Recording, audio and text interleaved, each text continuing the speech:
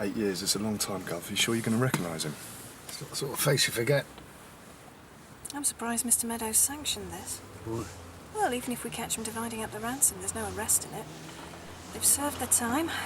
Most we can do is confiscate the money. 300 grand? That's a lot to let them get away with, isn't it?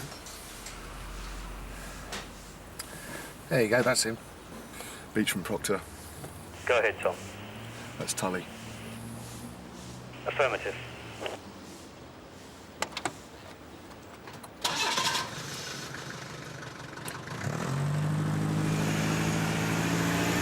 Don't get too close. Sit down.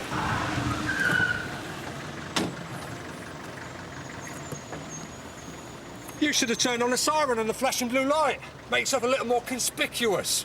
It's a big word for you. You must be working in the prison library. Hackett told me you pestered him when he come out. Well, I'm telling you the same thing he told you. The money has gone. Now leave me alone! It's criminal damage. Well, go on, then arrest me. I've just done 8 years. Do you think I'm worried about a few extra hours for criminal damage? Come on, Gov, forget it. Deakin.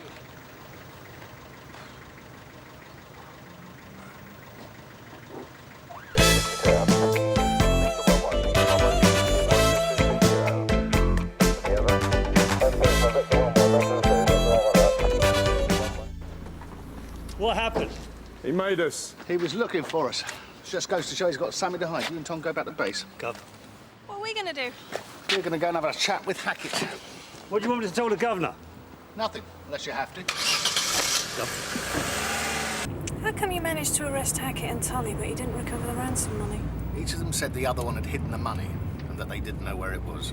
How can you be so sure either of them have still got it? Because the ransom money was paid in used notes. We circulated the serial numbers to all the banks and building societies, and in the 8 years that Tully's been in Nick, not one of them's turned up. You've kept tabs on them all that time. Some might say that was a little obsessive. Hello. Is that his girlfriend? Do a vehicle check. Sierra Oscar from WDC Homes receiving. Go ahead, Kerry. Vehicle check, please, Polly. It's an MR2, registration Delta 28 Echo Yankee November. Over. Stand by.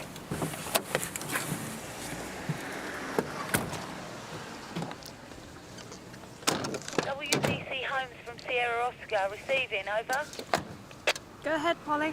Re your vehicle check. Last registered keeper shown as a Karen Mallet, 15 Asquith Road. One previous conviction for possession with intent to supply, 1991. Over. Received.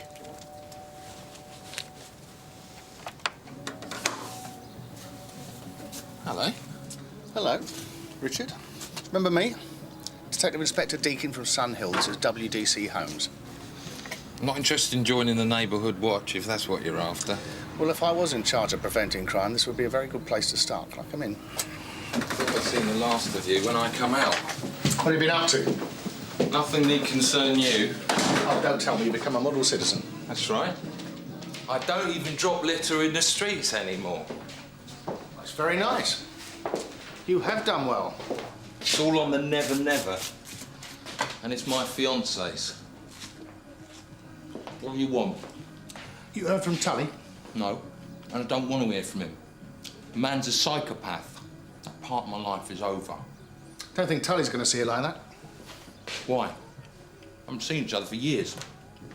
Not since they ghosted him one morning from Parkhurst. Well, it's not you he's interested in, is it? Not the money. You're not still looking for that. Told you before, it's all gone. Really? Then Tully's going to be a bit upset to find out that you spent it. He got his share. Then he must still have it. Can't have spent it. It's been inside for the past 8 years. Well, you'll have to ask him about that. Don't worry, we will. And while I'm about it, I'll pass on your regards. Tully will be delighted to know that we've been in touch all these years. Why can't you just leave me alone? I did my time. I don't want anything to do with you or Tully. Look, if I knew what he did with his share of the money, I'd tell you, but I don't. I haven't got time to muck about, Hackett, so I'm going to put this in language that you can understand. Tully is out, and he's going to collect his share of the money. And one way or another, I'm going to be there when he does. Now, either he can think that he led me to the money, or I will tell him that you pointed out the way. It doesn't matter to me. It's up to you.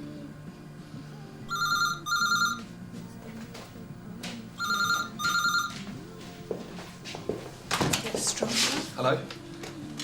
Speaking? Frank! When'd you get out?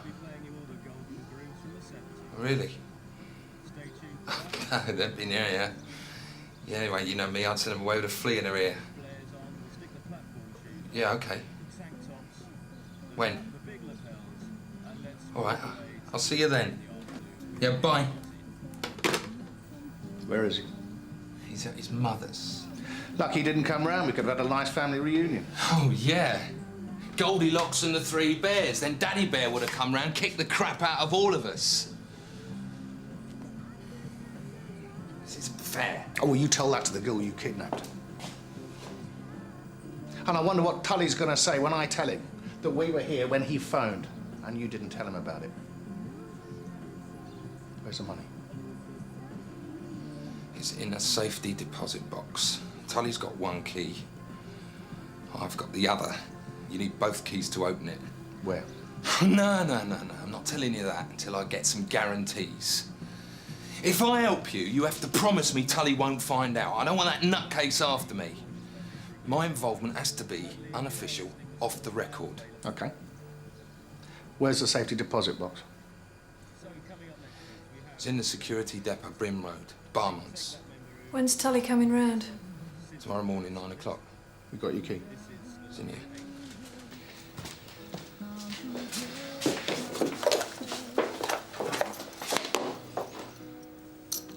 Right. I'll nick you and Tully as you come out of Barmonts tomorrow morning. I'll take you straight to Sun Hill. That way Tully won't be suspicious. And I'll make sure that he thinks he's the one who's levied the money. Any change of plan, I want you to give me a ring. I'm watching the pair of you, so no funny business. But what about my fiancée? What about her? Karen doesn't know anything about the money. You've got some explaining to do then, haven't you? It's definitely one of ours, but I can't open it for you. We only want to verify its contents. Oh, sorry, Inspector. It's a question of confidentiality. That's what our customers pay for. Let's be honest. Half our clients have probably got something tucked away they don't want the authorities to find out about. That's why they come here in the first place. We're talking about a serious crime, Mr. Carson. Kidnapping. I can't open a client's box without their permission. Not without a court order or a search warrant. I take it you don't have a search warrant? No. Sorry. Talk to Don. So Hackett's agreed to cooperate? Yeah. Well, that should simplify things. The security depot opens tomorrow morning at 9 o'clock. Tully's agreed to meet Hackett round at Hackett's girlfriend. So what did you dig up on the girlfriend? She works in a travel agency in the High Street. She was arrested in Spain in 1991 whilst working as a rep for a holiday company. She got caught selling amphetamines and cannabis to British holidaymakers. She served 12 months and then they deported her. Spanish authorities seem to think that the drugs originated in the UK, so the drug squad kept an eye on her for a while, but nothing came of it. Still, she could be a sleeper. She could have learned a lesson. 12 months in a Spanish jail can't have been much fun. You've got to make sure the money's in the security depot. Gov, I've already asked them about that, and they refuse to cooperate on the grounds of client's confidentiality. So when were you going to tell me that? Or weren't you going to bother? The money's there, Gov. I'll lay odds on it. If Hackett had the money, he'd be living it up now on the Costa del Sol. The only reason he's still here is because he can't get his hands on the dosh. Get a search warrant. Gov, I promised Hackett that his corporation will remain off the record.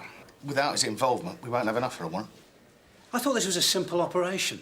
It's becoming like the Millennium Dome. Are there any other surprises that I should know about? No. What about Hackett? Can you trust him? He'll be fine, as long as he knows we keep an eye on him. Well, get close enough to leave him in no doubt.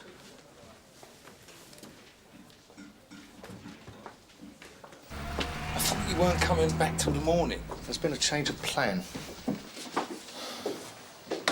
Karen will be home any second. Does Tully know you're engaged to Karen? Yeah? Has he ever met her? No, of course not. Spoken on the phone to her? No. Why? Tomorrow morning, Kerry's going to be here. When Tully arrives, you're going to introduce her as your fiancée. What? She's going to go to the security depot with you. Tully's gonna love that. You just have to convince him it's a good idea. Well, how am I supposed to do that? You think of something. It's Karen. Just give me a minute. What if he's right, Gov, and Tully doesn't want me tagging along? Just have to leave him no alternative. Look, please stay here. What?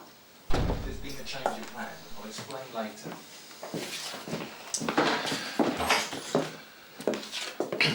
This is Karen. I called her this afternoon to explain what was going on. This is WDC Holmes. What's that make you? Dr. Watson? Deakin. Detective Inspector Deakin. They want Kerry to pose as my fiancée when Frank gets here in the morning. And where am I supposed to be whilst all this is happening? You're at work, aren't you? Oh, am I? And what if I don't want to go to work tomorrow? What if I decide to take the day off? Richard has agreed to cooperate. This is my house, not his. I haven't agreed to anything. So you won't help us? Why should I? Because if you don't, I'll have to assign officers to keep an eye on all of you. Maybe even send one to the travel agents where you work. And who knows what they would say to your colleagues. I take it they do know about your criminal record. That was all a long time ago. And that's the best place for it, isn't it? In the past, where it belongs. What time do you normally start work? 8 o'clock. Well, just go to work as you would normally, and when you come back, it'll all be over and done with. It won't work. You're not even his type. You're too skinny. I've seen more meat on a pencil. I'm sure we'll manage. Besides, Tully's been inside for the last 8 years. I'm sure it won't be too difficult to convince him that Richard's taste's improved.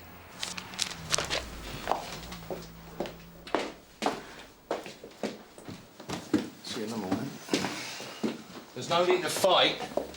It's more than enough for me to go round. Don't flatter yourself. Don. Gov. Just going to drop Kerry off, and then I'm going to shoot over to the security depot and have a word with the manager. Make sure he doesn't drop her in it when she comes up with Tully. Gov. Talk about walking into the lion's den. She'll be all right. You obviously haven't seen Tully's file, have you, Thomas? The girl they kidnapped. She's lucky to be alive, you know. Tully cut off one of her fingers just to make sure the old man paid up.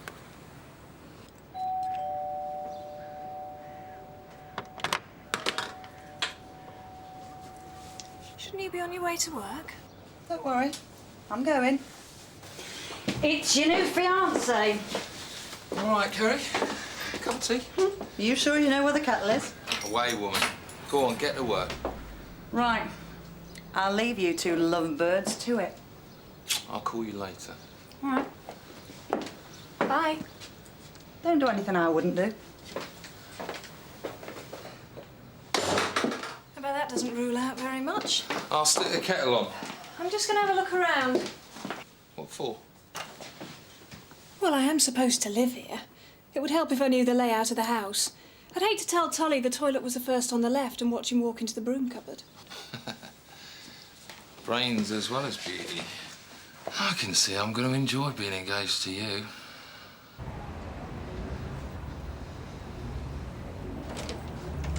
Inspector? David Webster. I'm the assistant manager. What can I do for you? I was hoping to speak to Mr. Carson, actually. Oh, well, I'm afraid he's not here today. Can I help? I hope you haven't been rooting through my drawers up there. I'll be frisking you before you leave. This isn't a game, you know. Life's a game. Game of luck, chances. How can you not believe that, playing cops and robbers for a living? The good guys versus the bad guys. The Tullys of this world. And whose side are you on? I'm always on the side of the angels. Oh, just you remember that when Tully turns up. Don't you worry about Tully. Just got to know how to handle him. What's he going to say about me coming along for the ride? Do you drive? Yeah? Karen brought me a little run around. It's outside. I'll tell him I was done for drink driving. You've offered to give us the lift. Doesn't he drive? Not unless he's been taking lessons whilst he's been inside. You've got Karen wrapped around your little finger, haven't you? You know, it's not every man who'd let a woman drive his car. As pretty as you are. How long have you and Karen been together? About 18 months, why? Just curious. It all sounds very intriguing. I don't see why Roger would think we shouldn't help the police. Have you got a camera in the vault? We have cameras everywhere. So I could see what was going on in the vault when they get here? Yes.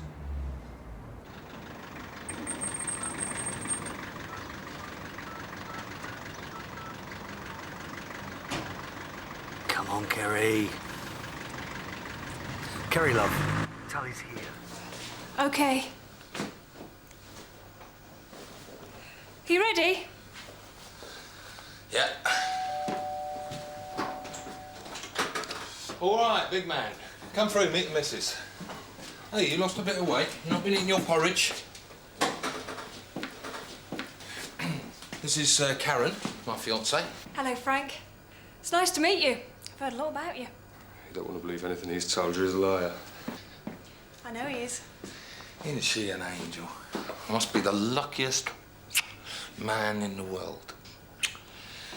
She's going to give us a lift down the security depot, aren't you? Aren't you, darling? I thought I told you to keep your mouth shut. Well, there's no secrets between husband and wives. Besides, he can't drive. Not since he lost his licence. I got pulled over by the short arm of the law. Some fat little fella on a motorbike. Looked like a lollipop man. So either I drive you, or you're coming home on the bus with 150 grand in your pocket. You don't have to get too close. We know where they're going, all right? D.I. Deakin from DS Beech. Go ahead, Don. We're on our way, Gov. We should be with you in about 10 minutes. Received.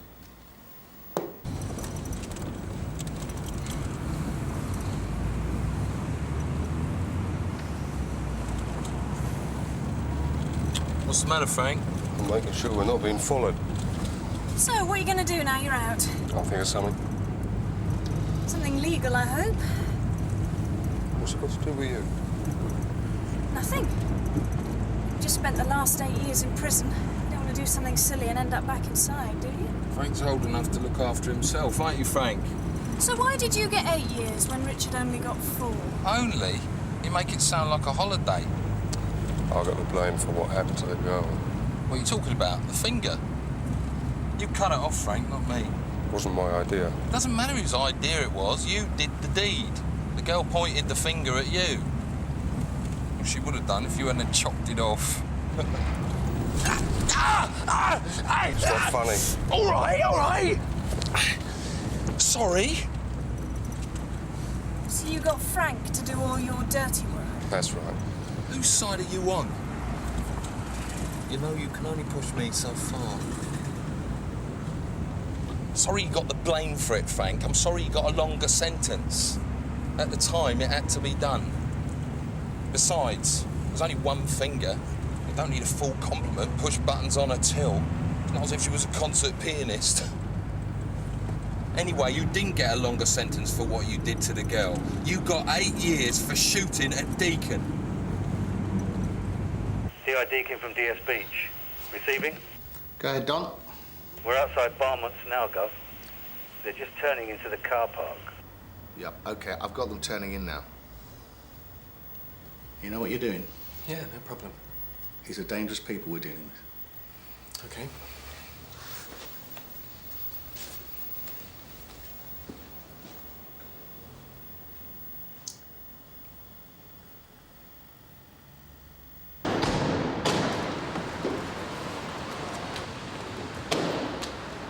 Right! You wait here. Why? Yes, I said so. Okay. But you're going to find it pretty hard to open your precious safety deposit box with only one key. What are you talking about? She's got my key. He owes me a small fortune.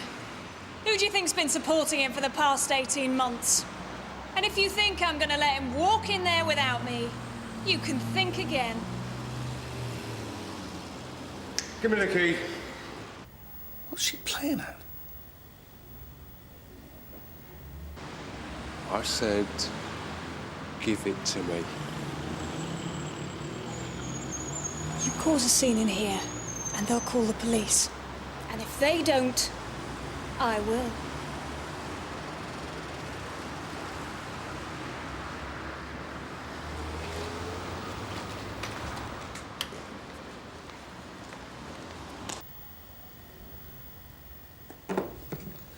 Beech from Deakin, receiving? Go ahead, Gov. Leave Tom out there and come inside, over. Received.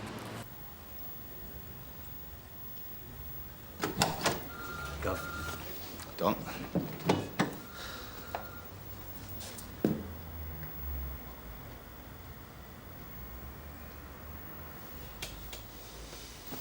You must be chuffed, Gov. 8 years, it's a long time. I can't wait to see the look on Tully's face when he gets outside and sees us waiting for him.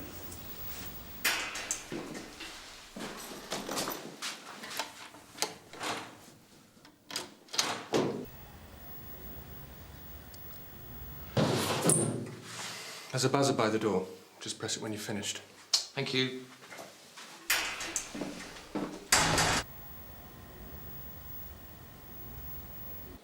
You do the honours, I'll hold the bag.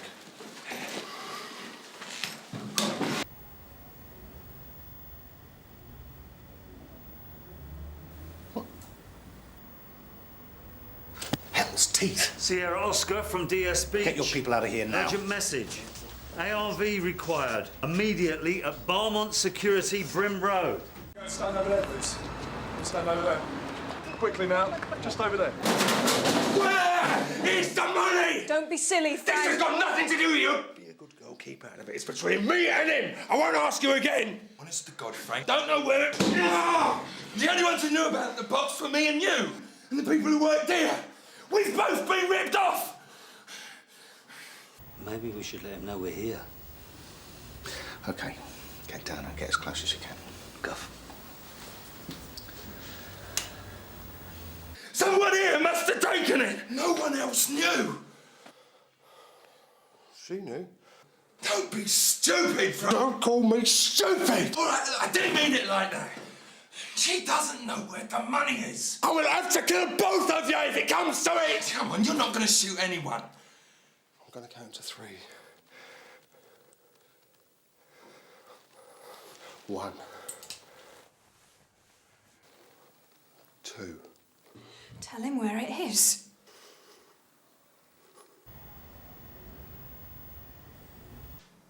3. Go, Don, go! Don't just stand there! Come on, it's what do you expect me to do? What do you think? Quick! Calm down! Take it! I'm arresting you for assault. You do not have to stand it, but it may harm your defence if you do not mention, when questioned, something you later rely in court. Don't be stupid. She's not going to press charges. Don't worry about it, Frank. We'll sort it. Whoa, whoa, whoa, whoa, whoa, whoa. It's over. It's all over. I promise you, Mr. Deakin, on my life, I don't know. It has to be someone who works here, on the inside. He reckons the manager knew what was in the box. He was suspicious when we first opened the account. When we were arrested, our pictures were in the papers a lot. He could have recognised us. Wouldn't have taken a genius to work out what was in the box. Keep an eye on him. Gov. I take my hat off to you, though. It's not every woman would have tackled Tully like that. Why didn't you tell us there was a gun in the box? I've forgotten all about it. Besides, I knew it was empty. That's an assault. So's that. For your behaviour back at the house. Has anyone ever told you you're beautiful when you're angry?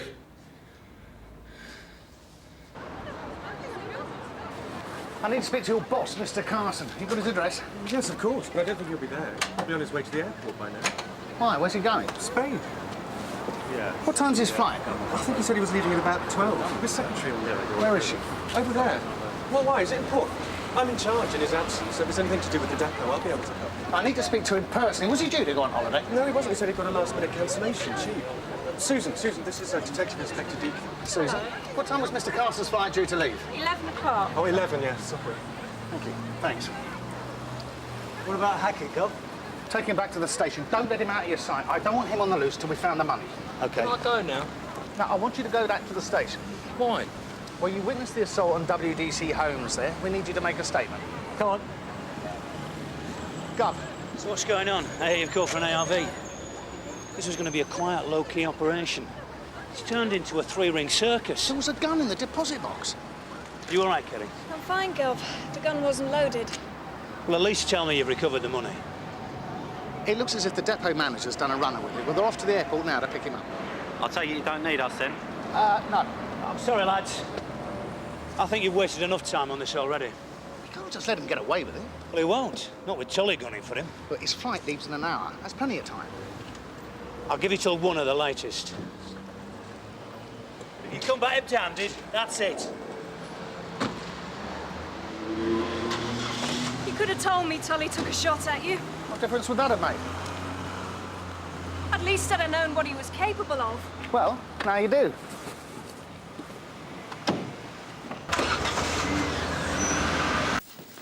Frank Tully, Sarge. He's been arrested for assault. Didn't take you long to find your way back, Frank. You sit there. I won't be long.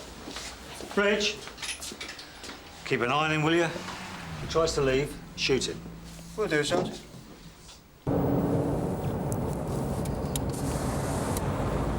You all right?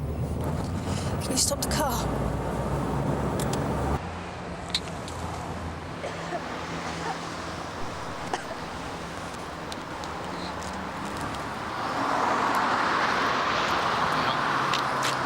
Cheers. You all right?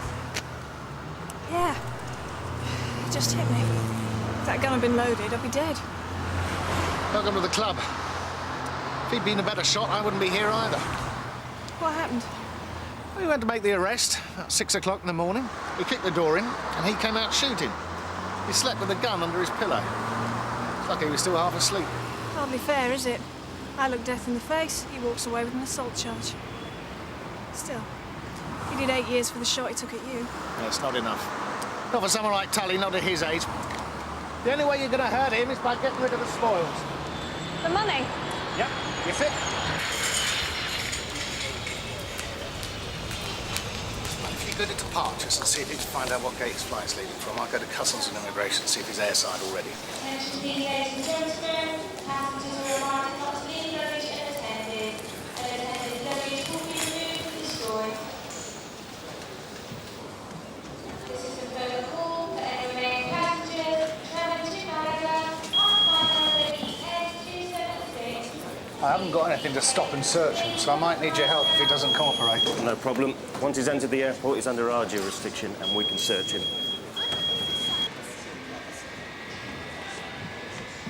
Kerry, you seen him? Yes, Gov, he's just down by the gate. Oh, he is. Mr. Carson, do you remember me, Detective Inspector Deakin from Sun Hill? This is WDC Kerry Holmes, Eric Joby, Customs and Excise. Can you give me back, please? Why? Won't take a minute. Yeah, my flight's been called. Yeah, there's plenty of time. Is this all the luggage you have with you? Yes. David? What? We're doing here. I'm sorry. Celebration. I don't know what you're expecting to find. Some money's gone missing from one of the safety deposit boxes back at the depot. And do you think I had something to do with it? We're talking about a lot of money. I wouldn't open a customer's box without them being present. Satisfied? Have you booked any other baggage onto the plane? No. The baggage tags will be with his ticket if he has. Where's your ticket? Do you mind? Hope so. Did you pack this bag yourself? Yes.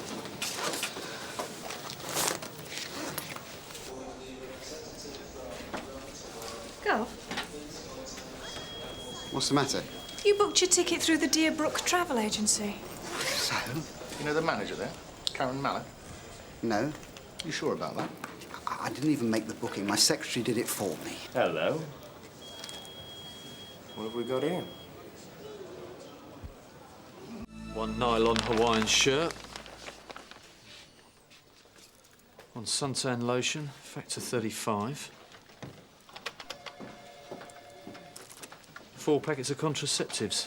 Doesn't look like you've been needing these. Chris. Go. 1 packet of photographs. Did you find the money? I found this instead. He was travelling on a ticket provided by Hackett's girlfriend. So what you're saying, they set up business together? That's a possibility. Well, this is 8 grams worth. Where's the rest of it? So far, he won't admit to knowing either of them, but I've not had a chance to have a go at him yet. Well, if they turned the whole 300 grams worth into H, you've got to turn it over to the drug squad. Sponge. When do I get to speak to this? Gov, I found these in his case. Where's Hackett? Reception. Has he made his statement yet? Not yet. Where's Tom? Upstairs. Get hold of him and go over to the travel agents. See if you can find if Karen Mallet is still there. Mallet, Carson or Hackett. One of them knows where the money is and I want to keep tabs on them if I can. Shoot the prisoner.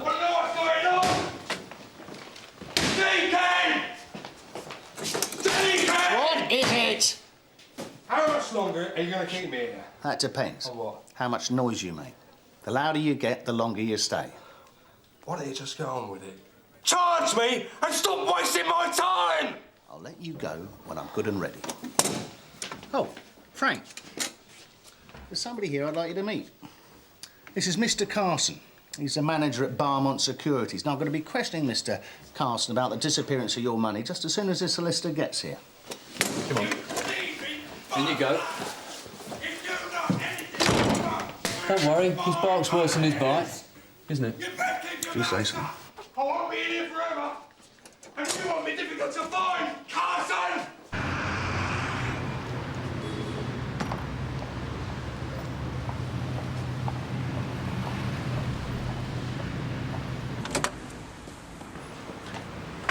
She's there.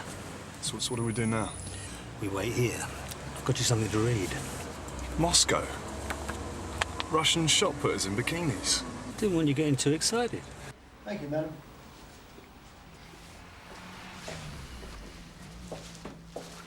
Excuse me. Aren't you supposed to be waiting to make a statement? Tell Deakin my arse got numb sitting on these chairs. Yeah, but he'll be down in a minute. You said that half an hour ago. Yes, sir. Can I help? Yes, you're holding one of my clients, Roger Carson. Oh, yes, sir. If you'd like to take a seat, I'll let the custody sergeant know that you're here. Thank you.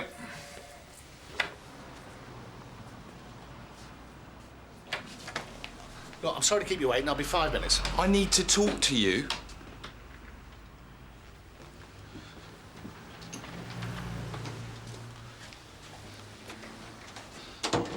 Is that the manager's solicitor out there? I don't know. Why? I recognise the name of the person he's come to see. Roger Carson. I can't discuss an ongoing investigation. So it is him. Did you find the money? Come on, I need to know. This is not about the money anymore. What is it about? I used to help out in the travel agent sometimes when they were busy. Karen was always getting calls from someone called Carson. I used to think it was just a client, but I was also a bit suspicious about how friendly she was with him. Is there something going on between them? Well, no till I'm asking. But it's the same fella. Yeah. So how do you think the heroin got into your suitcase? I told you, I don't know. And you don't know Karen Mallet? No. Karen Mallet is the lady who runs the travel agency where you bought your ticket for Spain. Well, I may have spoken to her on the phone when I booked my ticket, but I don't know her. I thought you said your secretary booked your ticket. She did. Well, I made the initial inquiries, then once I'd arranged to take time off, she confirmed the booking. Ask her if you don't believe me. We did. For the benefit of the tape, I'm now showing Mr. Carson exhibit KH1, a photograph that we took from his suitcase earlier on. Are you in that photograph, Mr. Carson? Yes. And who is the woman in the picture with you? The woman with her arm round your neck? Karen Mallet. So why did you say you didn't know her? She's got a boyfriend. They're engaged. Do you know who the boyfriend is? Yeah, he's been in prison. Karen's scared to death of him. That's why we've tried to keep the relationship a secret.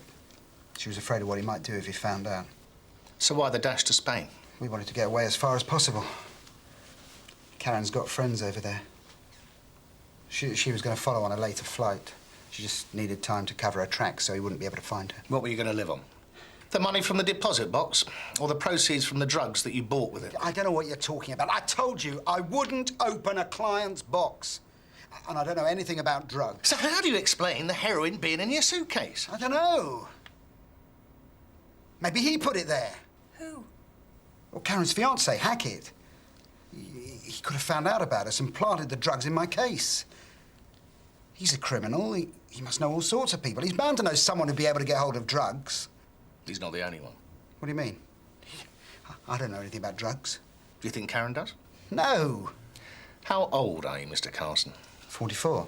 And Karen Mallett's what, 28, 29? 28? So? What on earth do you think she sees in you? You're not exactly Robert Redford, are you? There's no need to get personal, Constable. Sorry. Do you love her? Yes. And you think she loves you? Yes. Of course she does. Cheers, Paul. Check with the airline, and then have a word with the Spanish police at Malaga. I'll go and break the news to Loverboy. We're supposed to be getting married. Must be blind. Sorry, mate. So did they take the money? I don't know yet. I've been sitting here thinking. All sorts of things been going through my mind.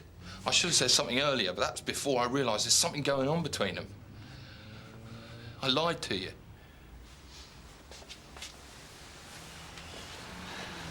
What about?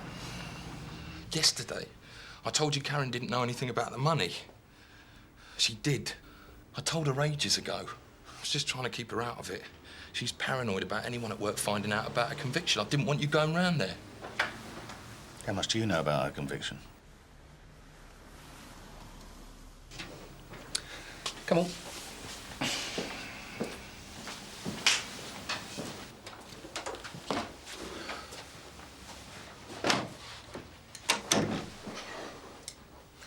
Do you know if Karen is still in touch with the people she was working with when she was convicted? I don't know. She might have stayed in touch. You don't know who her supplier was? No. He was based in England. He wasn't Spanish. Now, Karen was convicted for supplying, not trafficking. Do you know how she got the drugs into Spain?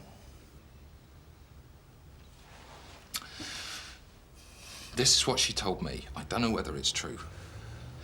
She used to arrange free trips for friends, cheap flights, free accommodation, that sort of thing. She'd be in Spain, they'd be over here. She'd tell them she'd forgotten something, ask them to bring it over to her.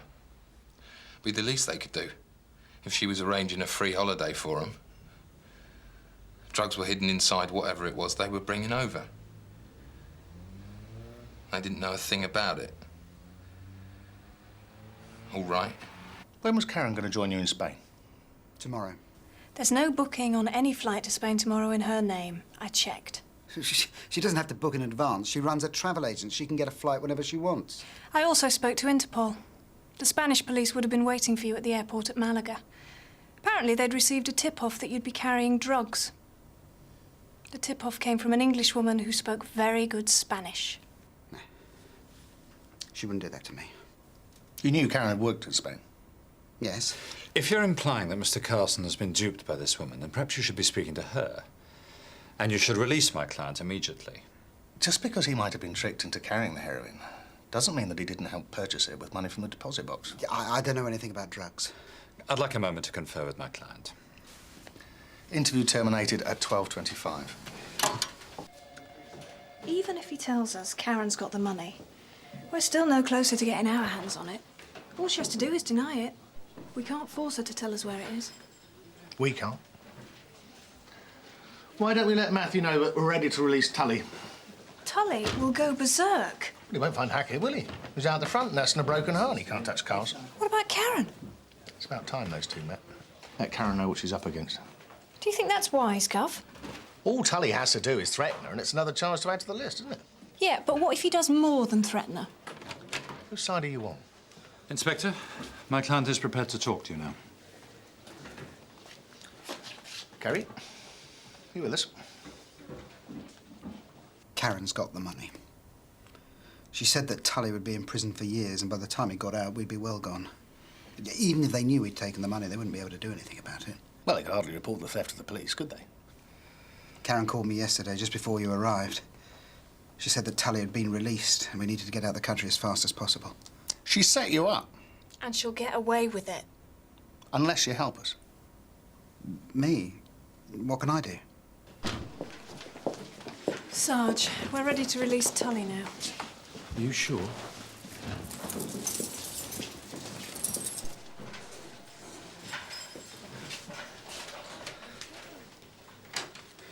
About time and all.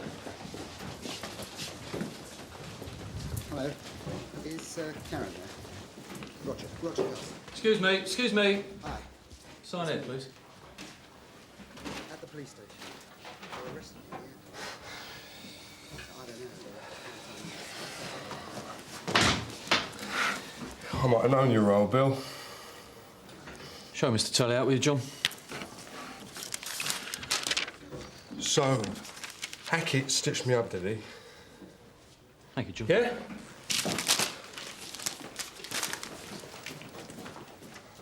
No, I'm in an office on my own. They're next door. No, I haven't said anything. All right. Bye. She's going to get me a solicitor. Did she ask what police station you're at? No. Then how does she know where to send the solicitor? Or is she psychic?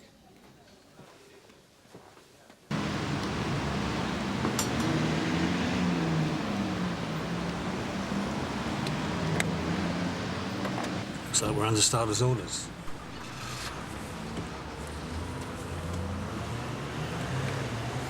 She's heading back home, Gov. Right, all right, we'll be there in about 10 minutes. Tully's just been released, so keep an eye out for him just in case. Received.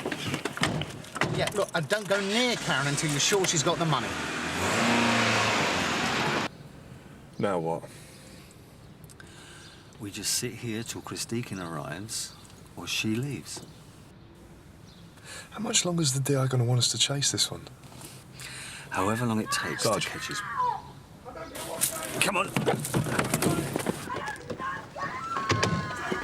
Deakin from DS Beech. Are you receiving? Go ahead, Don. We're going in. Looks like Tully's already here.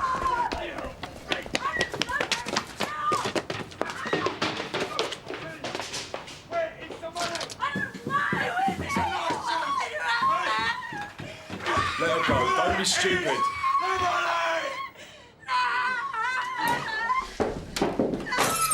Go on, get in there.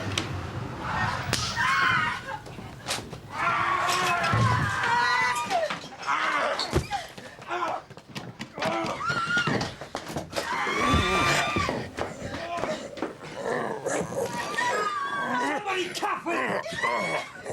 Got you just in time. Come on. Lucky! He's a dead man! Is she all right? She'll live, fortunately.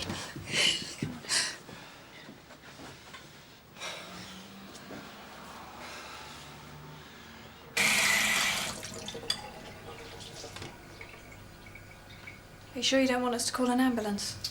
I'm all right. Where's the money? I don't know where it is. I suppose you don't know anything about the drugs in Carson's luggage either. No.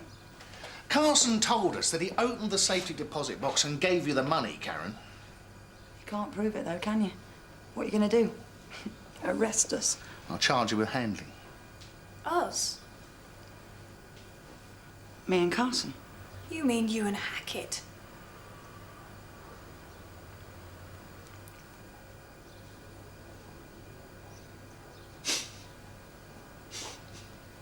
Do you know where Hackett is now? He's at Sun Hill. And he must have gone there to find out if Carson had got out of the country. Do you want to know what he did when he found out that we'd arrested him? He spent the rest of the afternoon pointing the finger at you. You must think I was born yesterday. You used Carson the same way that you used your friends when you worked in Spain. cheap flights, free accommodation, and then all of a sudden I've forgotten something. Could you just pop round and pick it up? And in that something would be the drugs. Now, how would I have known that if Hackett hadn't told me? President. After what I did for him with Carson. Have you any idea where the money might be? It can't be far away. It was in the wardrobe yesterday when you came round. You laughed about it, said it was right under your noses and you didn't even know it. Yeah, I'll see what I can do. Yeah. Tully, Sarge. In for assault. Again. 2 assaults in one day. You after some kind of record? Why didn't Hackett take the money when he first got out of prison? Why wait until Tully was released? I suppose he needed to find someone stupid enough to wine and dine Carson. And it seemed like a good idea to finish the job. Let Tully think Carson had taken the money. So why put the drugs in his luggage? Because with Carson in a Spanish prison, Tully'd give up the chase. You had it all worked out, didn't you? It wasn't my idea. Richard had it all worked out. I was just another one of the pawns in the game. Just like you. Makes 3 of us. Great. Just what I need. I want to talk to you. I'll go home, Roger. Why did you do it? Lots of reasons.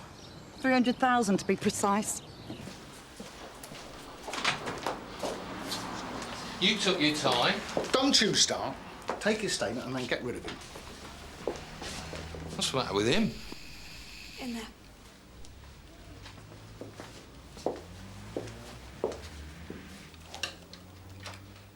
He's hacked off because he hasn't found the money, and our DCI won't let him waste any more time looking for it. Right. Hang on. What about Karen and Carson? Karen was using Carson as a decoy. She set him up with the drugs and then tipped off the Spanish police. So you've arrested her, eh? She's disappeared. We don't know where she is. Thought you were keeping an eye on her. We tried. She'd already gone. One of the girls at the agency said she had some traveller's checks and a passport with her. With her contacts, she could be anywhere. You sure? We checked the house. Most of her stuff seems to have gone. The place is a right mess. What do you mean? It's been turned upside down. We suspect it was Tully looking for the money. I'm sorry, but I do need to take your statement. Look, this is... It's all come as a bit of a shock. I can't get my head around it right now. Can we do this some other time? Right.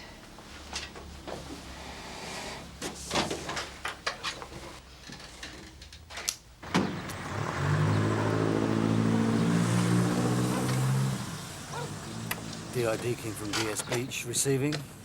Go ahead, Don. Hackett's arrived, Gov.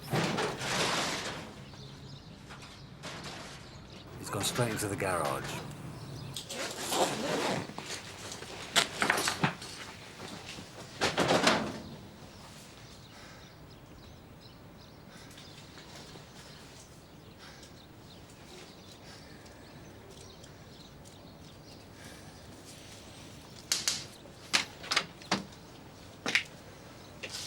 All there, is it?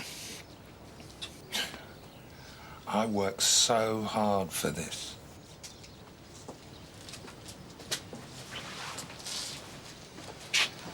Never mind. Easy come, easy go. It's only money. Still got my brains and my charm. Oh, yeah. Find those really useful. Had you running round in circles long enough? Running around. Well, if I was you, I've been doing a bit of that myself. Tully's at Sun Hill for now. Gives you a bit of a head start. I take advantage of it. They say Spain's nice this time of year. Another coffee? No, thanks. How much is that? £1. It's nice coffee. It's Turkish coffee. Very sweet. Yeah, see you later, yeah?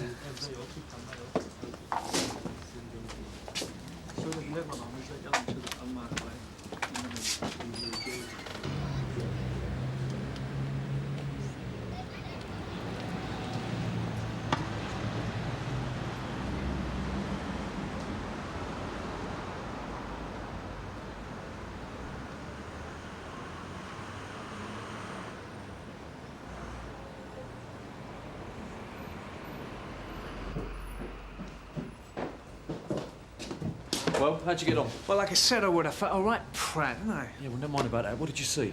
Well, it's a spieler, all right. The guys in there, they're playing for serious money.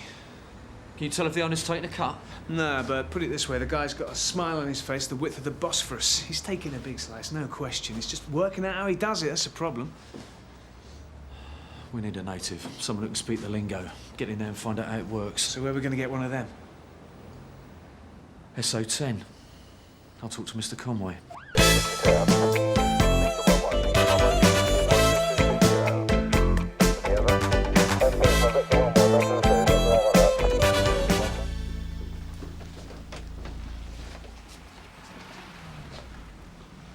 Riffett Sinews. Sarge. Thanks for coming. This way. Cheers. Sorry, it's a bit short notice. No problem, Sarge. Wait a minute. You can speak Turkish, can't you? Tabii, Türkçe konuşurum, ahmak. My parents left Cyprus in '64. I grew up in Southgate, but we still speak Turkish at home. Right. Just checking. In here. Eddie, this is DC Riffett Sinews. Come to help us out at Pole Street. So, my DI said something about a spieler. A couple of Turkish young boys running a storefront casino. Yeah, that's about the shape of it. Here we go. Guy coming out the door now. That's the owner, Osman Demirtes. Supposed to be a family business, so the bloke behind the bar is probably the brother. We've been given the name Yilmaz. We haven't got anything on either of them. There's definitely something fishy. Clothes the brothers wear, cars they drive. They're definitely taking a cut. We reckon Osman's creaming 2 or 3 grand a week. And loaning back the money so the punters can lose it all over. Yeah? That's what normally happens. Problem we got is proving they're making that kind of money. We go in, they're just going to turn around and say it's a few friendly games to snap between buddies. OK. Well, the system he's using to disguise the rake-off's going to be a well-kept secret.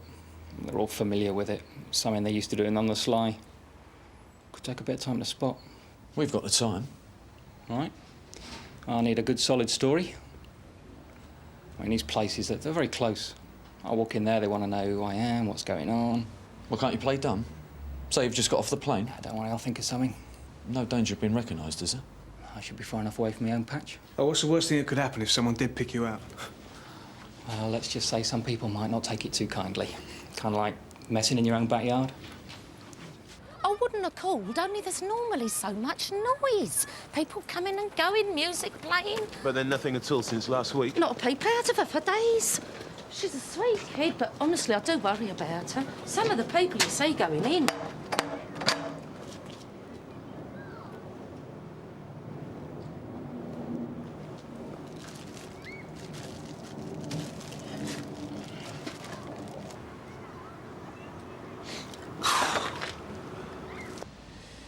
You think they swallowed his story?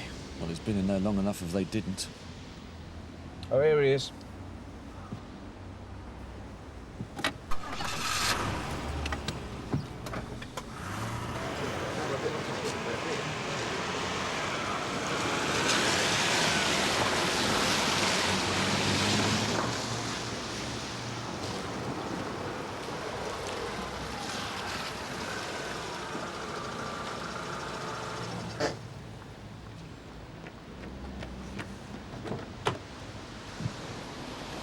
Well?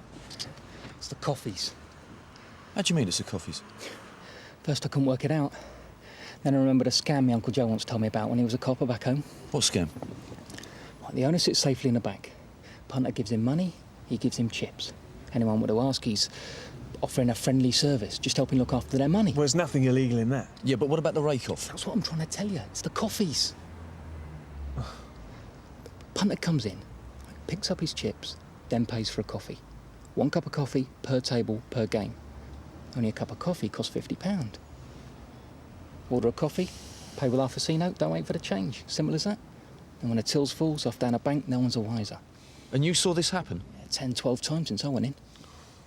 So what do you reckon? Pick the right moment, go in, match the money in the till with the amount on the till roll. Good night, Vienna. All right, this is what we do. Eddie, you get back to the Obbo. Keep an eye on things from there. I'll talk to Mr. Conway and round up the troops. Best I get back. No, you better come back to Sunhill with me. It's too risky. I keep leaving and coming back, people are going to get suspicious. The longer I'm in there, the more they'll relax. Been lucky so far. I don't want to push it. All right, I'll get back as soon as I can. Best I do, Sarge. Why is that? I've got tickets for the Arsenal. I've got to be up there by 6. Sooner we're done, sooner I'm in the pub with me mates.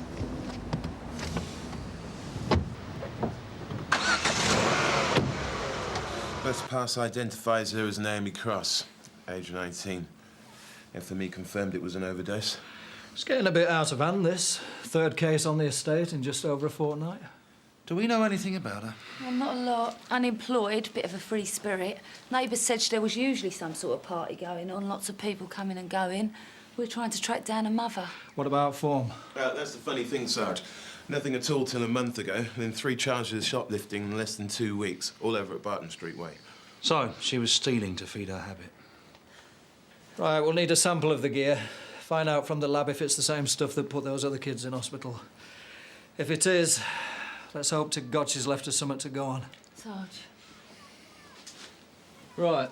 Most of them won't speak English, and those that can will pretend they can't. So the main thing is to get all the names and addresses, and that includes DC Senus. I want you to treat me exactly as you treat the others, just in case anybody's got any funny ideas. After the raid, he'll make his own way back to the Nick. Any questions? Yeah, I got one. What's Turkish for your Nick, son? Thanks, Dave. All right, can we get on? Did you have a boyfriend? Anybody who seemed to be around more than anybody else? Well, like I told the lady, just a lot of others like her. Old, young, black, white? Well, only thing I can remember clearly is a couple of your lot, uniform, knocked on her door about a week ago. Or maybe it was 2. Right, I might need to speak to you again. Thanks.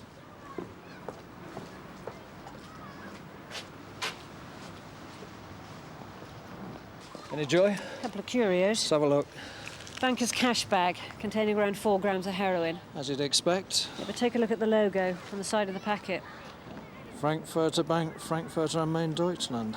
Meaning the stuff's coming up through Europe. Meaning whoever she scored her drugs from is a few rungs above your usual Sunhill smack dealer. What's the other? Set of keys. I've tried every door and window. They don't fit any of them. Hardly her style. Sarge? Sahinoza? What kind of name's that?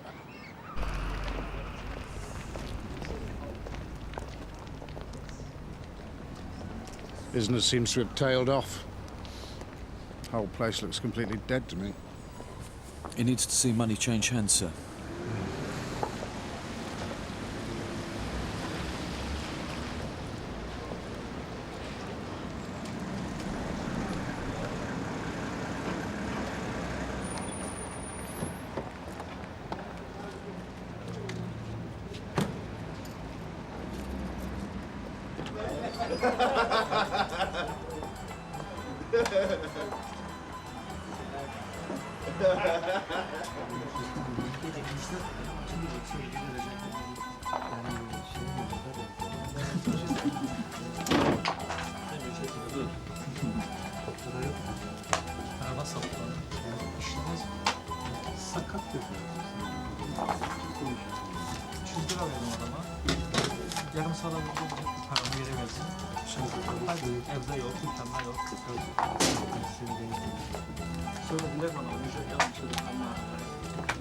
Right, that's it. That's the signal. Go, go, go!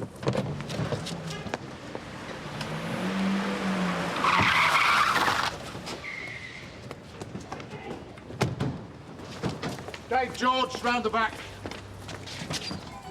Everyone stay where you are! I'm Chief Inspector Conway from Sunhill.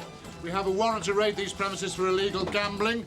Could the owner of the cafe, Mr. Osman Demirtas, please identify himself? I am Osman. Right, I'm arresting you for illegal gambling. You do not have to say anything, but it may harm your defence if you do not mention, when questioned, something which you later... Sorry, sir. Just need to take a few details, thank you. Thanks, guys. We'll be taking statements from all of you in due course. There is some mistake, surely. But this is a coffee shop, a few old friends playing for pennies. Yeah, well, we'll deal with that down at the station. Right, Matthew. I'll leave it with you. Sir. Name and address, please.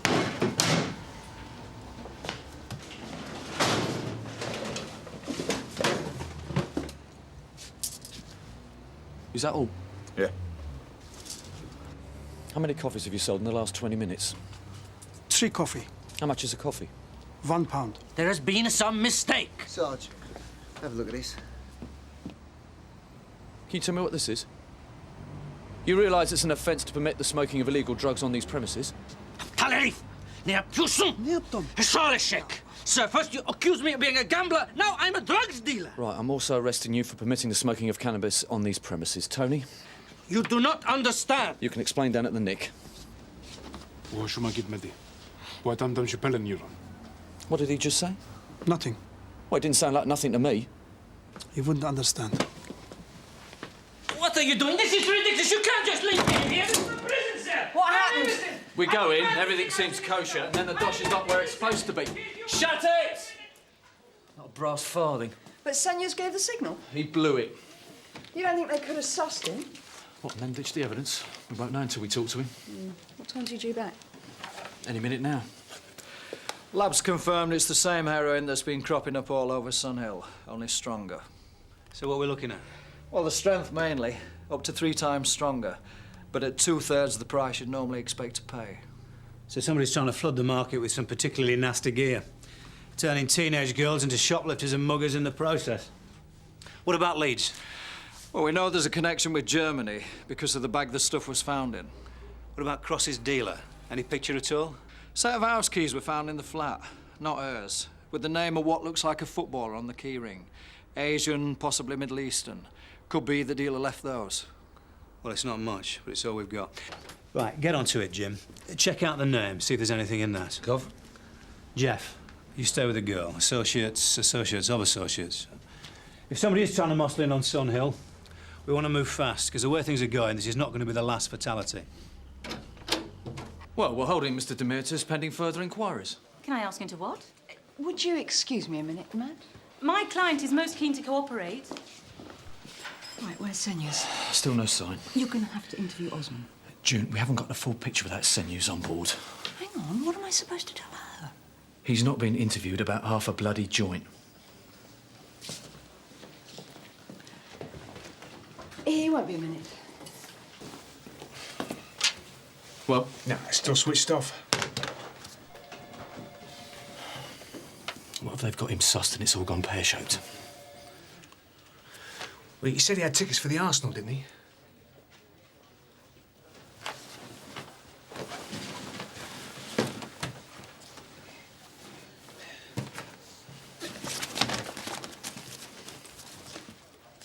Here we go.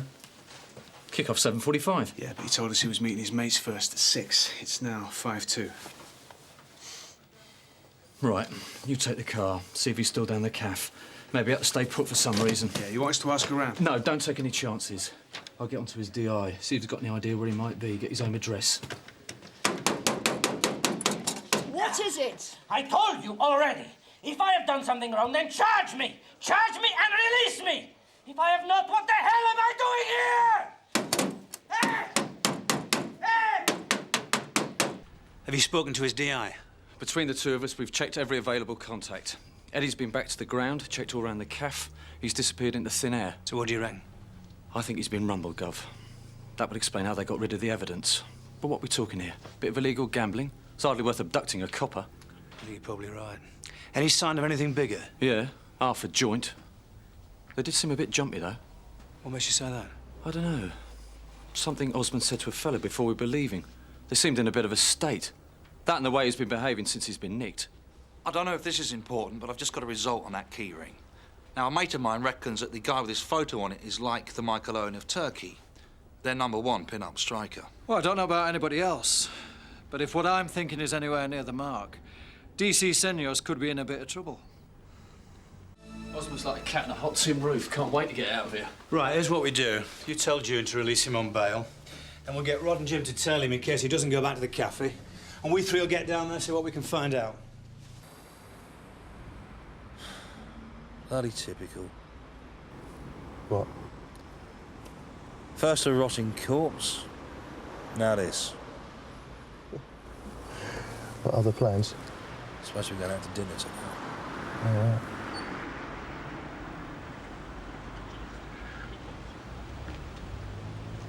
Here we go.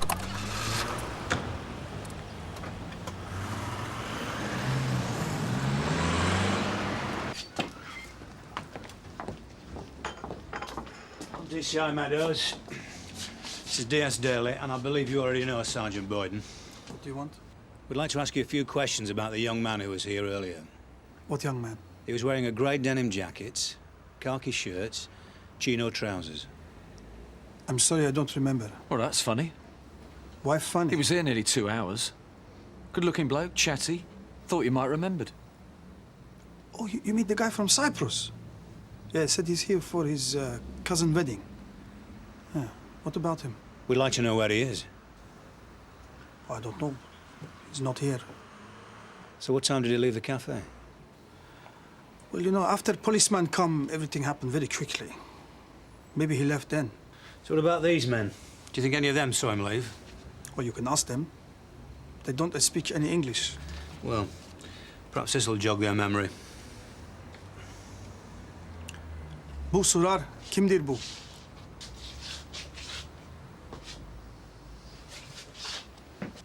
Please, sir, what is happening to my brother?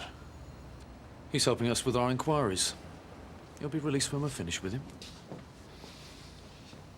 Could have been reciting the telephone directory for all we know. Right, we need to split up, ask around, see if anybody saw him leave. Jeff, you do up there. Kitchener close. He's went off his patch. Where's he off to? Home? He can't be. He lives near the cafe over Pole Street way. He's definitely up to something. Maybe he's lost. Well, let's hope he sorts himself out soon.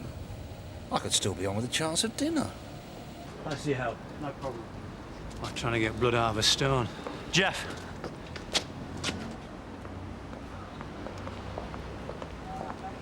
Blind as well as dumb, this lot, Gov. Excuse me. Yeah? You looking for someone? Yes.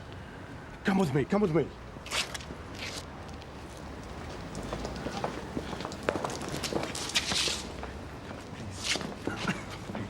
And you are? No name, please. I have a cafe further up the street. So what do you want to tell us? In every barrel there are, what do you call this, bad apples. So you're talking about the owner or the owners of the Conway Cafe? These people make trouble for everyone. So tell us what you saw. This afternoon, I was walking down the street. I saw the police coming out of the cafe. When I finished from the bank, I saw the man. You know? The young man everybody talk about. I see him coming out of the cafe. And then what? Then 3 of Osman bully boys followed after him. So where did they follow him? To the alleyway, just across the street. And then what? Excuse me. I must go. I'm What sorry. happened I'm next? sorry. Just hang on. Right, I need to talk to Rod and Jim, find out what Osman's up to. No, we're just stuck here, Gov. Kitchener close.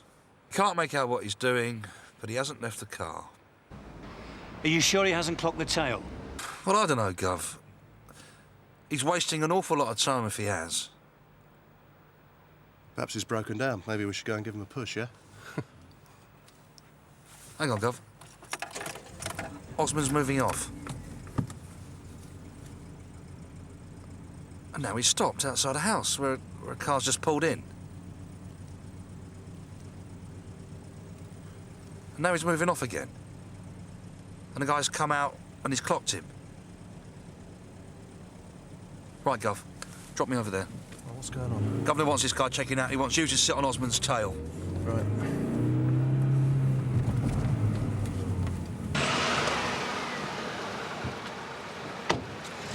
Excuse me, sir. Can I have a word? Who are you? Detective Constable Carver. Sunhill CID. What do you want? Who was it who pulled up in that car just now? I was hoping that you'd be able to tell me that.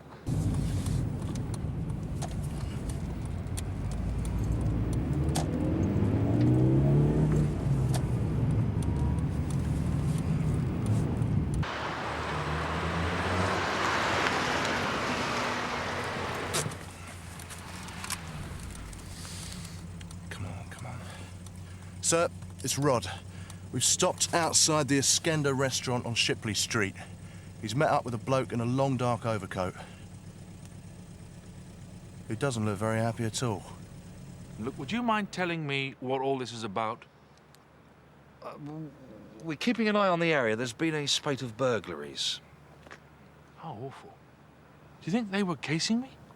I don't think there's anything to worry about, but if you do see something suspicious, contact the station.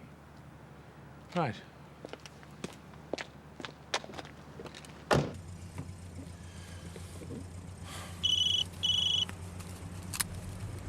Yeah. Rod, I want you to stay put when we go in. And if anybody does a runner while we're in there, you keep tabs on them, okay? Right, sir.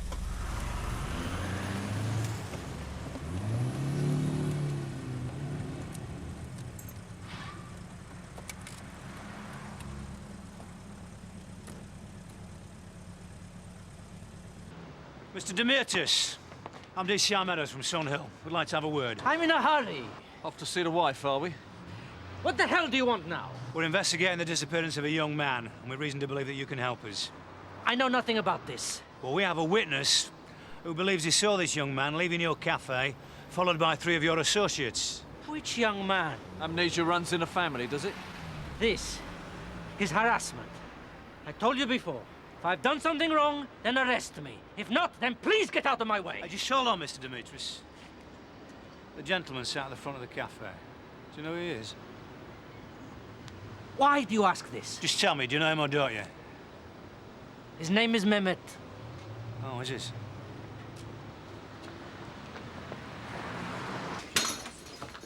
Mr. Kamal. Bu hier kimdir? DCI Meadows. You probably don't remember me. Onu buradan uzaklaştır. What is it that you want? Just a friendly word of warning. About what? About the kind of thing that can happen to people Mr. Kamal here takes a dislike to. I really do think you have me confused with someone else. Oh, you do, do you? His name's Dohan Kamal. That's not what he told us earlier. We had a case when I was at Amip. Cypriot restaurateur got a bullet in the back of the neck. Kamal was in the frame. Might be him who got the jitters about Senyas. Either that or he recognised him, knew he was some sort of a cop. Right, we've got to get back to the Nick and find out as much as we can about Kamal. One thing's for certain. If Senyas is mixing it with Kamal, we've got to move quickly.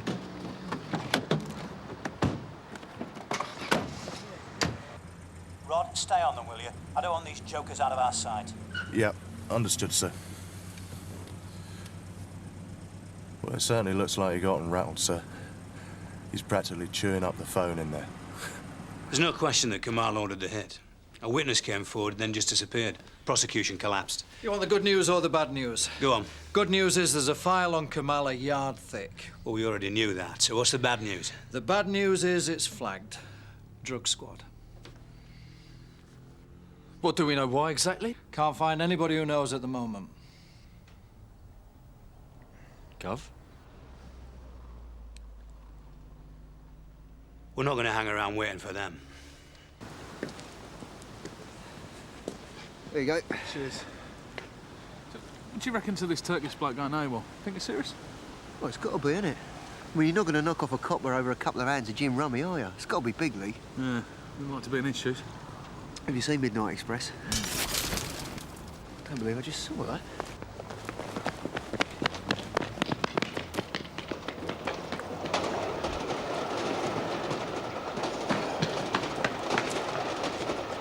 All right, mate, that's it, that's enough. Just take it easy. Got him? Yeah. A routine gambling raid, sir, Mr. Conway led me to believe. That's what we believe, sir. What I don't understand is how you managed to lose an officer from right under your noses. Well, it was his call, sir. He said he'd make his own way back. I assure you, sir, we're following every available line of inquiry. Yes, well, it's a pity somebody didn't think of that sooner. Name? Please, miss. What? I have something to tell you. Yeah, well, I'm sure that PC's Quinlan and Garfield will be delighted to hear it. You do not understand. I know about the policeman. What policeman? The policeman they are looking for from the Konya. So what have we got on this Kamal? Not as much as we'd like, sir. He's under investigation. The drug squad. That's all we know at the moment. So if we move in, we could be treading on somebody's toes? Yes, sir. Come. What is it, Dave? Yeah, sorry to interrupt, sir. Do you mind if I have a quick word with the DCI? Right, this better be good. Please, sir. If I tell you what I know, you will help me? You just tell me what you've got, and we'll see what kind of mood I'm in. I was there, sir, in the Konya, when the policeman come for Osman. And? I hear what this man is saying. What man? This Doğan Kemal. Well, go on. Please, sir. If Kemal finds out I'm talking... You just tell me what you heard. I hear them talking. Osman and Kemal. They do some business together. What sort of business? I do not know, sir. Then later, Kemal is telling Osman something is not right. He think maybe the stranger spy on them. What do you mean, spy on them? After the raid, Kemal was angry. Very angry. He tell Osman his man, take the spy to the warehouse. What warehouse? Kemal's warehouse. And where is this warehouse? I'm sorry, sir. I do not remember. Sierra 1 from Sierra Oscar receiving. Go ahead, Sarge. 1818 Kitchener Close. Burglary. Believed suspect on premises. Informant and Mr. Thompson. All received. On way. As far as I remember, Kemal had some sort of a front company. It was clothing or textiles. But you don't remember the name? It's 2 letters. First one was K. K. Casual Clothing Company, KC Clothing Retail, KD Holdings, trading as Adana Textiles. That's it. Where is it? Clegg's Yard. Right. Well, let's just go over this one more time, shall we? You think I'm making this up, don't you? Will you sit down, please, Mr. Thompson? Now, first, there was a gentleman in the minicab. Yes. Then there was a gentleman who said he was a policeman. Who actually told me that there were burglars in the area. And now you think someone's trying to break into your house? I was upstairs. I heard some noise coming from the front of the house. I switched the bedroom light on, and I clearly heard someone run away. But you didn't get a good look at this person. All I want to know is, why me? What on earth do they think I've got in here? This man, one who said he was a policeman, did he happen to give you his name? Detective Constable Carver.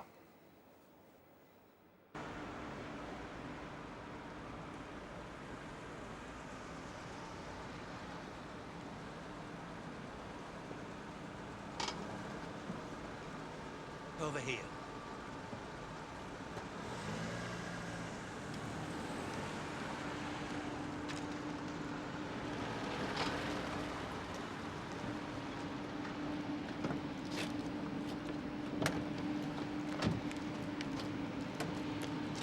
Anything? Let's try and get into this building. Did you see Kamal's car over there?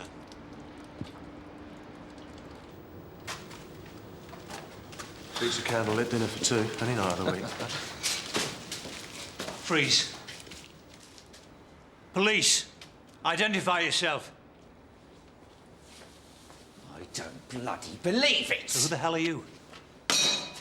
DCI Nevin, area drugs. Don't tell me, CID Sun Hill, I guess? So what's going on?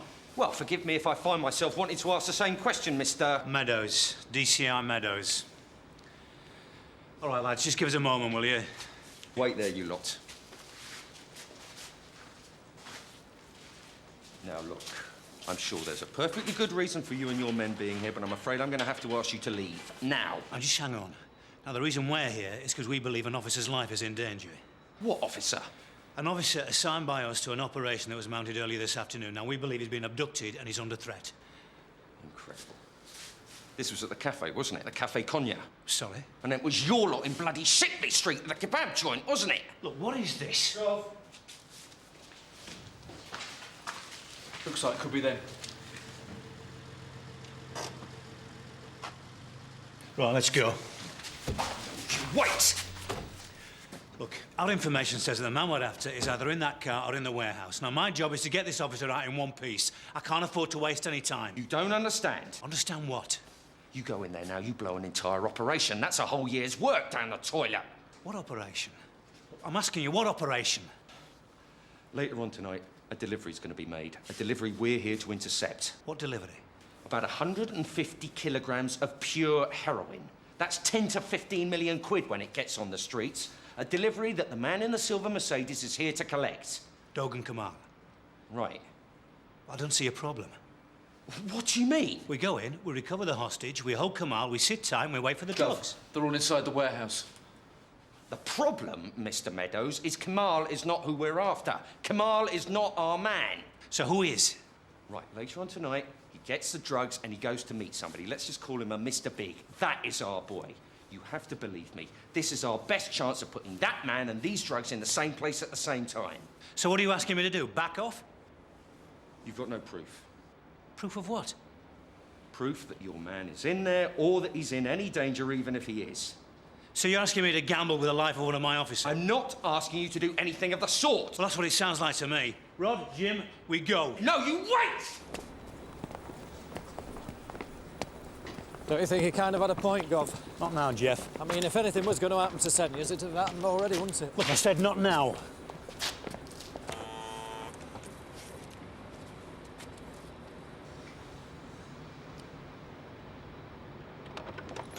Police.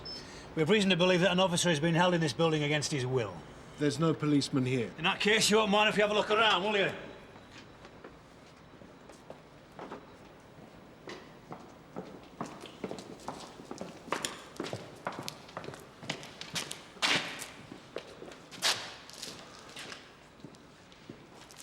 Jeff, Matthew, down that way. Rod, Jim, that way.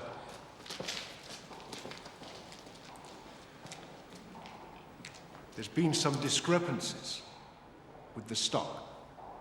We're doing a stock check. Let's just hope you're right, eh? Place is clean, Gov. No sign of anyone. Like I told you already, there's no policeman here. What the hell's going on?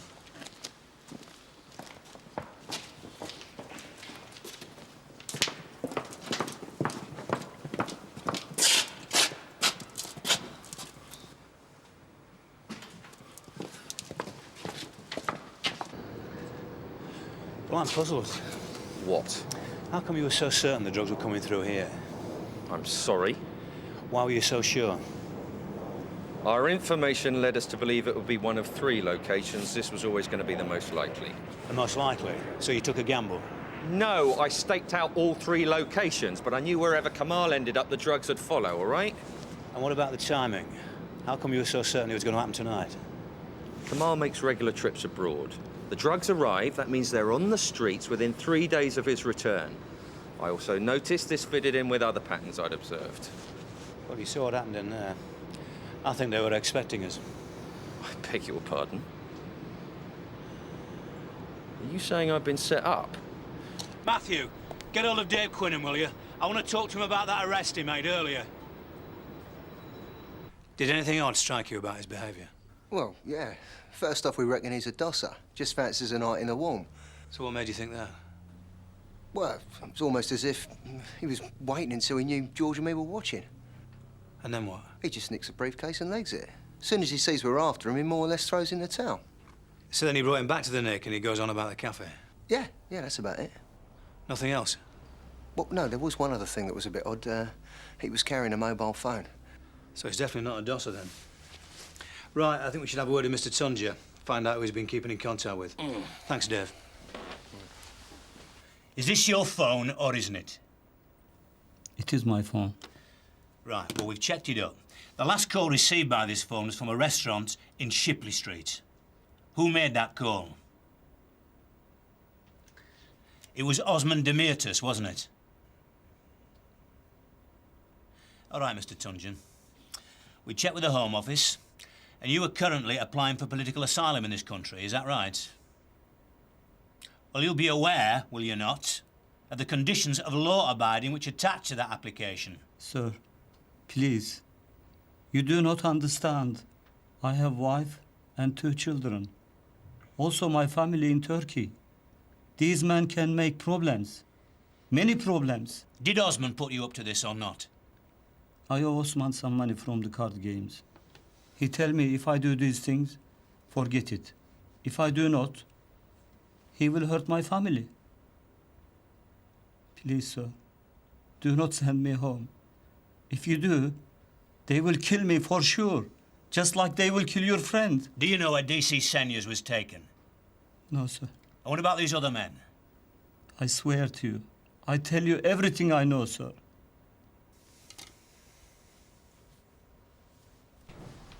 Whatever the plan tonight was, Sunhill's raid on the Conure has messed things up. It's put things out of joint. Meaning? Okay. Osman collects the drugs. He delivers to Kamal, who then contacts... Talit Ergen. Okay. But because of the screw-up at the cafe, Osman's in the wrong place at the wrong time. So? So, Kamal hits the roof. His credibility's on the line with Ergen, and he wants to know what Osman's going to do about it. Meanwhile, every officer in Stonehill is watching their backs. Yeah, so he throws you a blind to put you off the scent. And that puts us in Clegg's yard. And because you were following Kamal, it puts you there too. Well, somebody else sorts out the delivery. Yeah, but who is it and where's it gone? Oh, Gov. Can I have a word? Yeah. Sergeant Cryer caught me. He told me the uniform were on a call to Kitchener-Close earlier. And? Well, it turns out it's the same guy that I spoke to earlier, Thompson. I thought you told me you seemed kosher. Yeah, he did, and there was nothing at all on record. So what was the call? Well, this guy Thompson reckons that he scared somebody off from trying to break into his house. This was the house that Osman was looking at earlier. It's the exact same house, number 18 Kitchener-Close. Come on.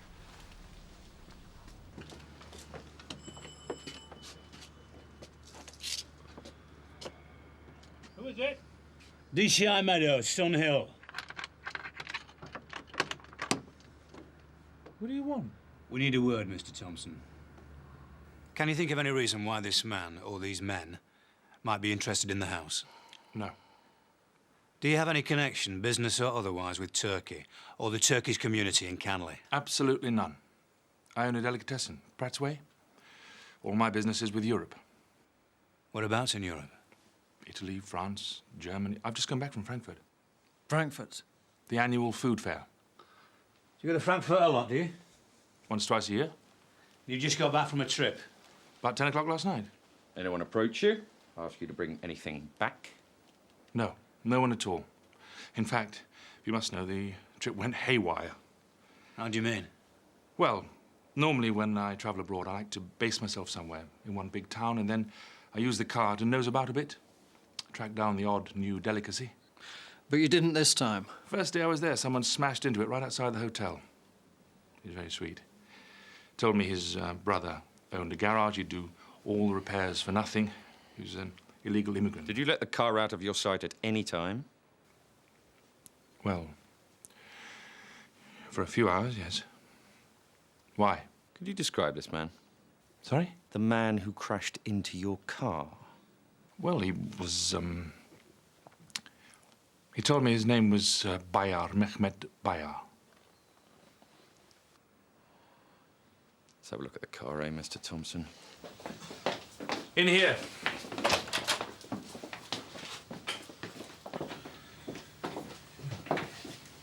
Keys?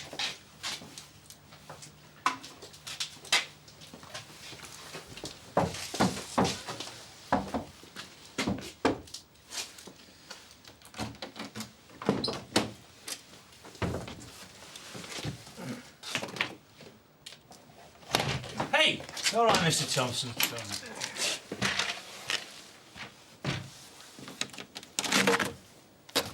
Bingo!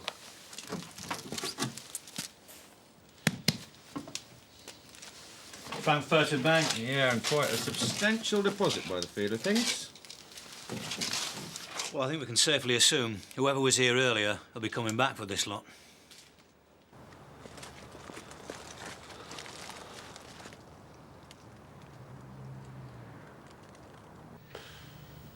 Well, I suppose it could have been worse. What do you mean? You play your cards right, we'll both get a result here. Well, you think this geezer's going to lead me to Ergen or you to your missing officer? His orders are going to be steal the car, stash it somewhere safe, keep your head down till the heat's off. So what are you saying? We just give up DC Senyers?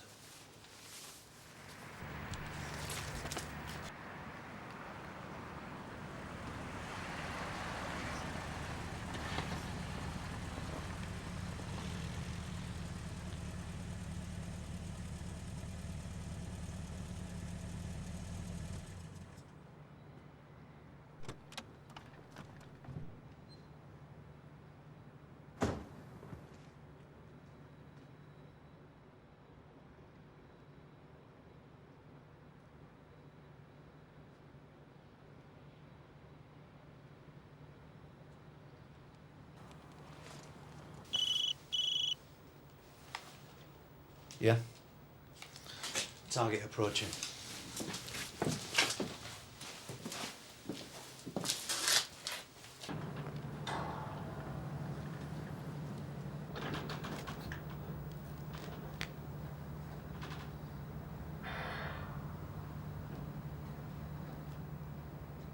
I almost forgot. Is he going to be taking the car? There's some knives. Hold it right there! Come here. Come here. Let go of me! Get hold of it! Okay! I think it's time you and I had a little chat. I've done nothing! We'll start with attempted burglary, shall we, and take it from there. I told you I don't know about any drugs. Look, this man... said Which to me- man? I don't know his name. Some man that said, pick up the car, take it to car park in Cross Street. Then what? Just leave it there. So this man collects BMWs, does he? You are a liar, son.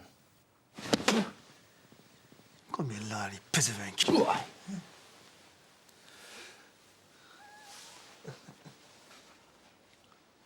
So tell me, what do you think Osmond's going to think when he finds out what's happened? You think he's going to be pleased? No. What about Ergen? I don't know any Ergen. What about a young girl called Naomi Cross? You ever heard of her? I think you have, haven't you? Pretty girl. Lives on the Jasmine Allen estate. Or did. You knew her, didn't you? You were her dealer. No. You gave her the heroin that killed her. I never kill anybody. You left something behind. A little souvenir. A set of keys. So why don't you do yourself a favour? You tell us what you were really going to do with that car, and there's a chance, a small chance, that we might help you. So now why don't you tell me about Talit Ergen? The man you say you've never heard of. I told you I don't know Talat Ergen. Do you know what my view is?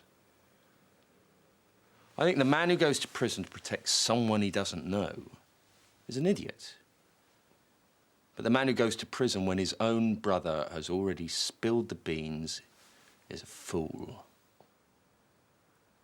What are you saying? How do you think we found out about this place? What? How do you think we got this address? You are the liar. Don't think too badly of your brother. He was only trying to save himself. And now you can help yourself by telling me where you're going to take Mr. Thompson's car.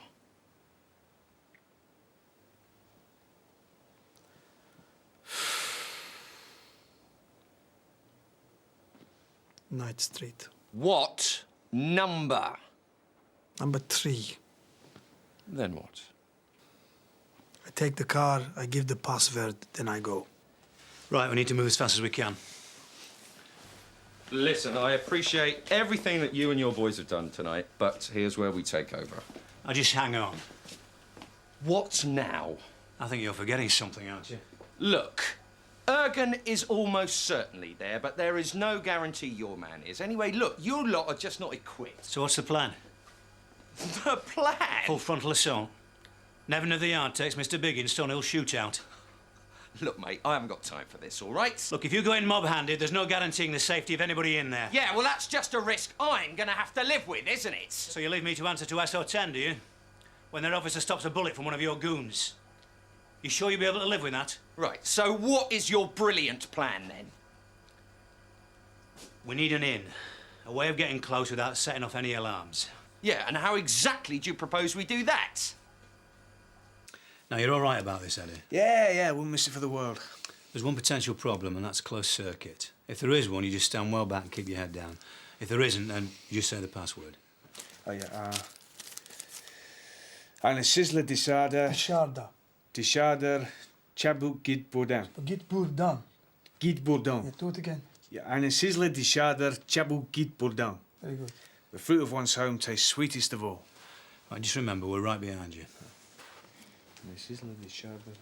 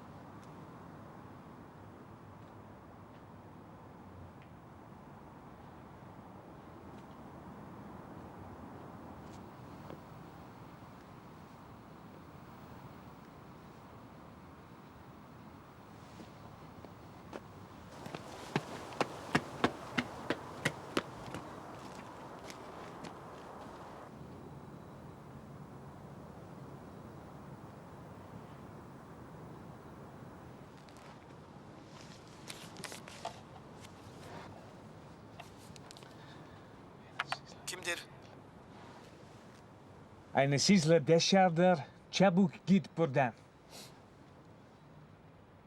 Ne söyledin? Bir daha söyle.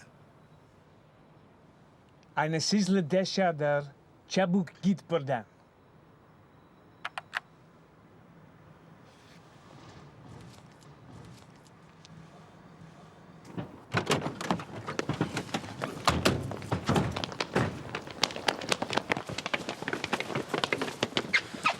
Bloke answered, then nothing. Trevor? Right, move! 2 teams! 2 up, 2 down! Come on, move it! What's happening? Upstairs is clear. Downstairs, what's going on? Down here, but the door's open. Well, move it! Hey. Am I glad to see you? Yeah. Look after him, Matthew. All right, take it easy, take it easy.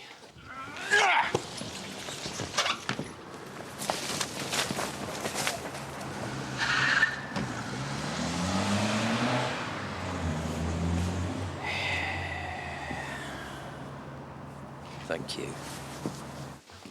There you go. Right, who were those guys? Did you get a proper look at them? The 3 guys that brought me here, and then some other bloke turned up. Right, now, did you get a proper look at him? Oh, and he caught a glimpse. Bald, middle-aged, big nose. Fantastic. So who tipped them off? Gov? How come they did a runner? Well, I don't know. I mean, someone buzzes the intercom, all of a sudden it's complete mayhem. Eddie, give me that paper, will you? So what does this say?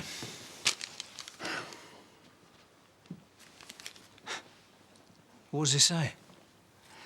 It says, get the hell out, the pigs are outside.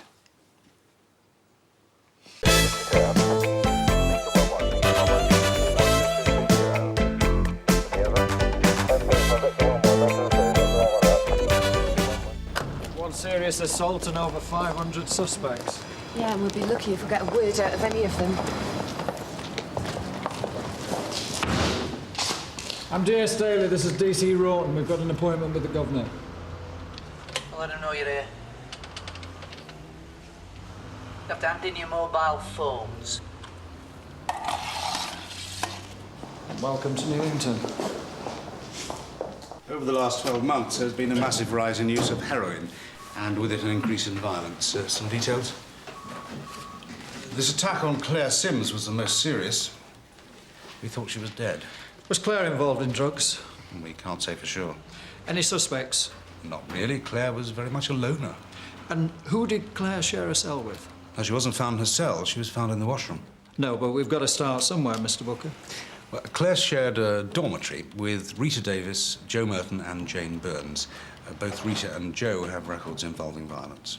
OK, well, we'll need to interview them and the other prisoner. Well, I've got Joe and Rita waiting, but I'm afraid there's a problem with the other one, Jane. Yeah? She's finished her sentence. She was released early this morning. Someone got their wires crossed. We'll also need to talk to the staff who are on duty. Yes, of course. I'll get Senior Officer Stanning to take you across to C Wing. You can use an office there. It was just before the end of association. Any earlier, and someone would have found out. Right. Well, if that's everything, I'll take you to the office. Right.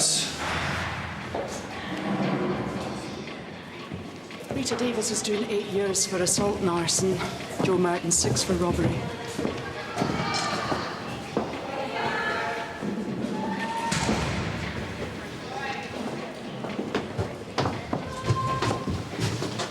I'm sorry about this, but it's the only private space in the landing. The way the numbers are rising, we'll be putting prisoners in here before long. It'll do. Let's make a start, shall we? I'll get Rita Davis.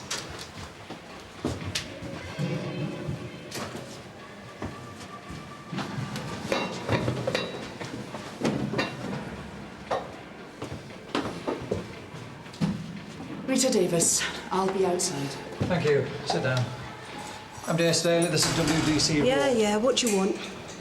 Claire Sims. She was attacked in the washroom on this landing last night. You sure she didn't fall over? She's in intensive care in St. Hugh's. She's got a fractured skull and jawbone, a ruptured spleen, and several broken ribs. Gets very slippery in there. Did you see Claire in association last night? Can't remember. You were in association last night? Yeah. But you didn't see Claire? I told you I don't remember. You any idea why she was attacked? No. What, and you share the same cell? Dormitory. We shared the same dormitory. You must be close. How do you mean? Close? I don't think you're being very helpful, are you, Rita? I'm not under arrest, right? No. Then I ain't talking to you. Sit down, Rita. You want to talk to me, you arrest me. I said sit down. No! This is my world. You ain't the boss in here. I'm done.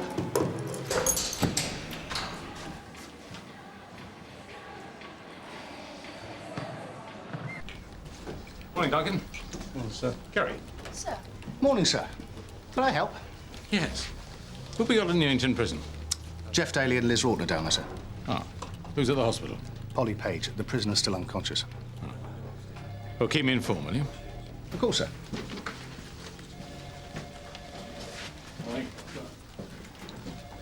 The Sun Hill Community Development Board. What's that? Mr. Brownlow and the Governor of Newington are both on the board. They've been friends for ages. If Jeff Daly calls up, warn him of Mr. Brownlow's interest. Let's go. Was Claire in association last night? I saw her in the TV room. And that was about 7:30. She was probably attacked about 8. Now, we need to know where she was in that half hour. Well, I am sorry I can't help you, but there were a lot of girls coming round to the dorm saying goodbye to Jane.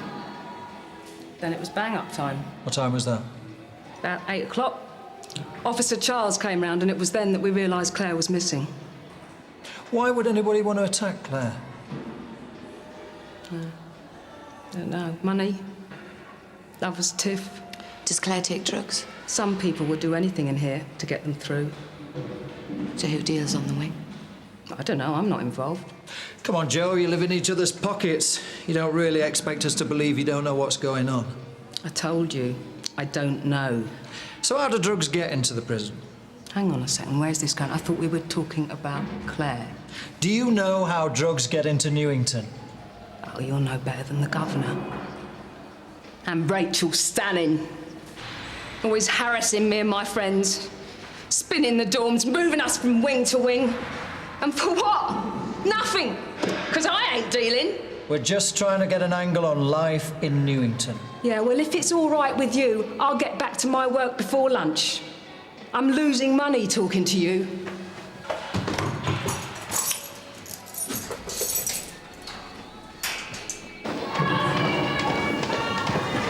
Excuse me, could you bring us 3 teas, please? Okay.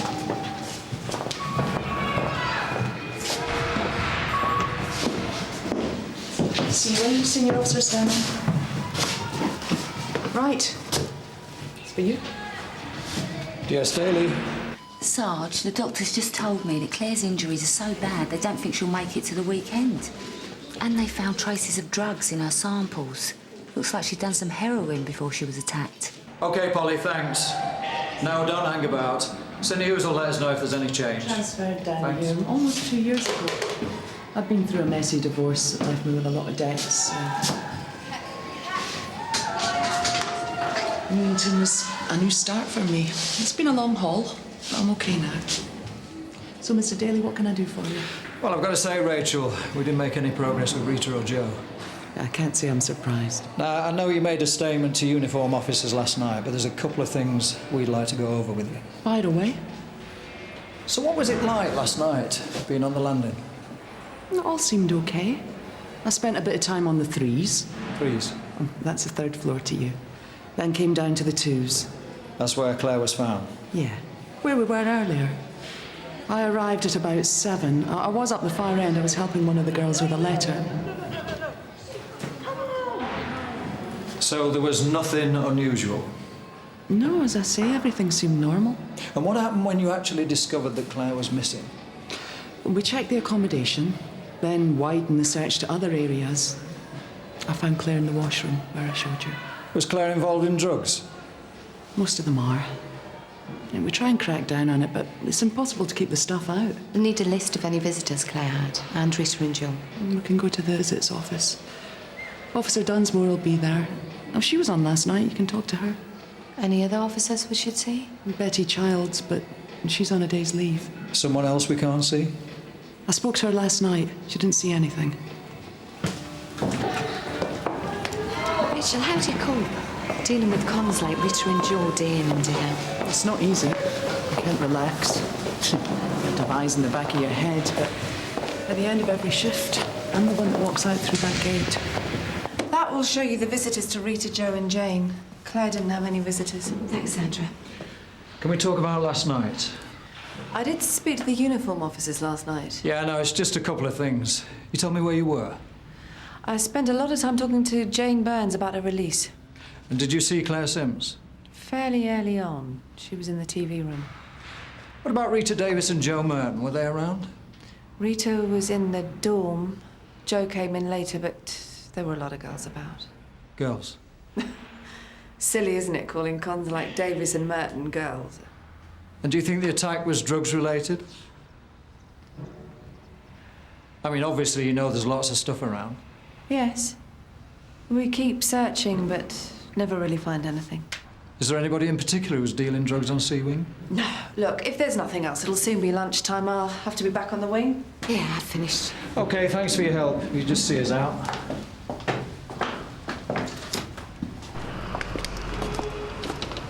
See what Rachel means about walking through those gates. I don't fancy coming back this afternoon. We're not going to. We've wasted enough time. But somebody must know something, Sarge. Well, you're right, but we could spend all week in there and get nothing. Only one way to get what we're after. And what exactly are we after? Who assaulted Claire, who's dealing drugs, and whether there's a bent officer. We get one, we get them all. Right. And how do we do that? Hang on a minute, Jeff, hang on. All we've got so far is a prisoner in a coma.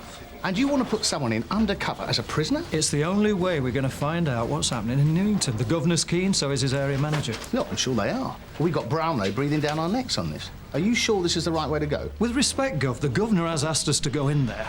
Look, we know the assault was drugs-related. Claire's injuries are so severe she probably won't survive. We could be looking at a murder inquiry. Liz? I've checked through the names on the visitors register. Nothing. They've all come up clean.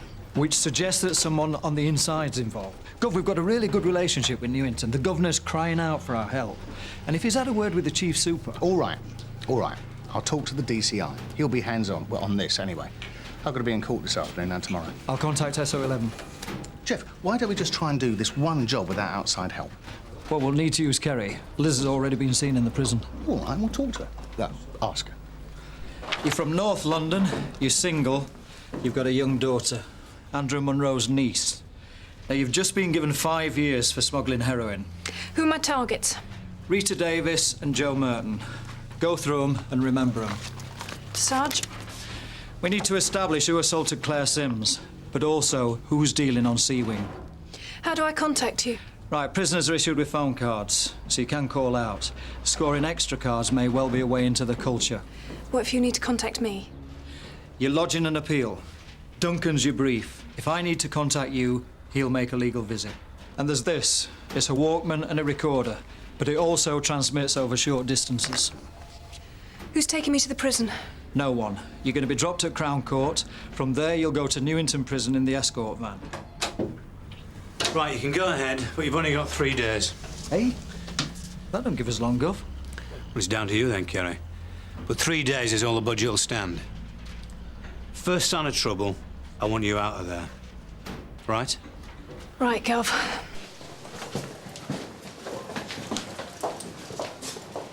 Holmes, Kerry, Central Criminal Court, 5 years. She's just been down at Sun Hill for an ID parade and interviews in connection with other charges. Why don't you take her to Newington?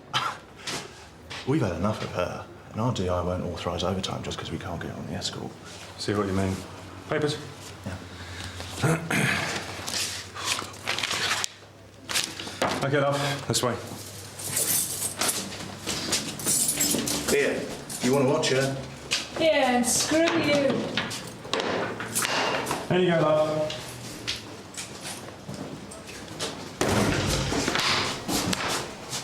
$6 months for non-payment of a fine. Please, Judge, how can they do that? I'm on my own with 3 kids. How am I meant to pay off a fine?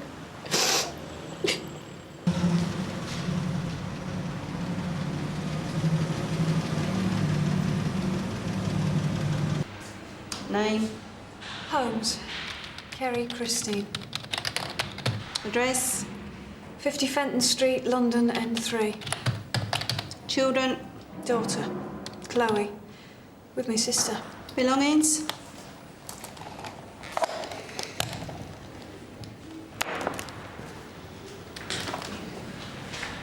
You shouldn't have been allowed to keep these.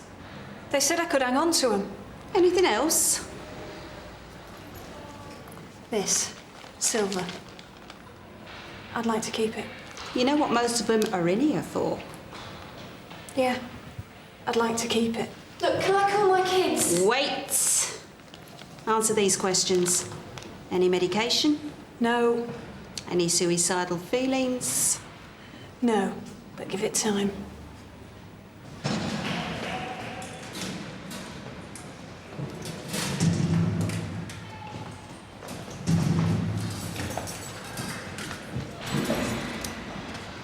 Hot meal would have been nice. At this time, you were lucky to get a sandwich.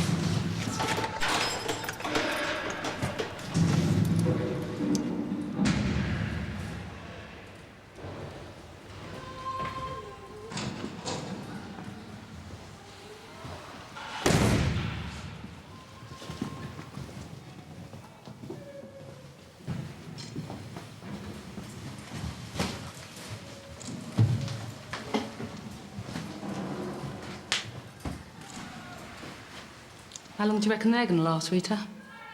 Wait till morning, then we'll see.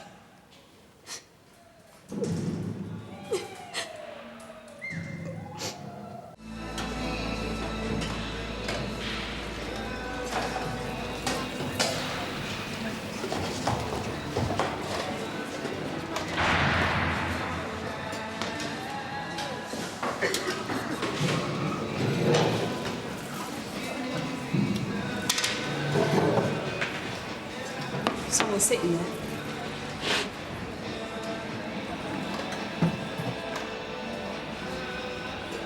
You were out the cellar, then? It's either that or we get leftovers. Where's the other one? Your little friend? She's in the queue. And she's not my little friend. So what you doing here? I'll tell you. You're Kerry Holmes and you're doing 5 years drug smuggling. I know everything. And I'll be watching you. Morning, Senior Officer Stanning. How are we today? Kerry Holmes? Yeah. Someone must like you. Yeah? You've been allocated to the workroom. Where's the workroom? Ask your new friends. How come you miss induction and get a cushy job in the workroom? You know everything. You tell me.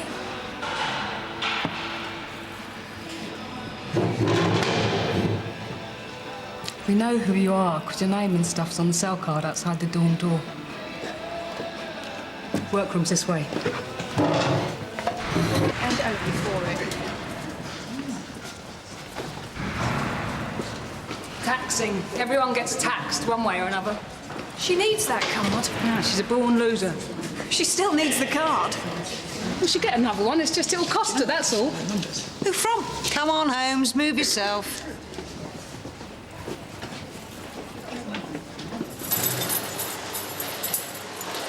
Right, Holmes, get a broom and get busy. You deaf, Holmes?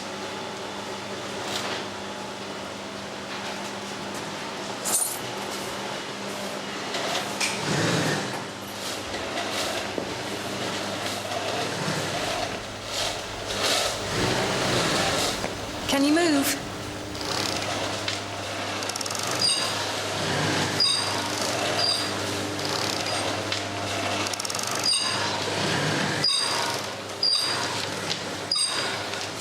You missed some back there.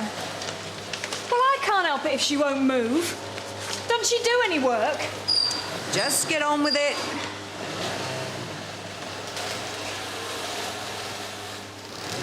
How come you get away without doing anything?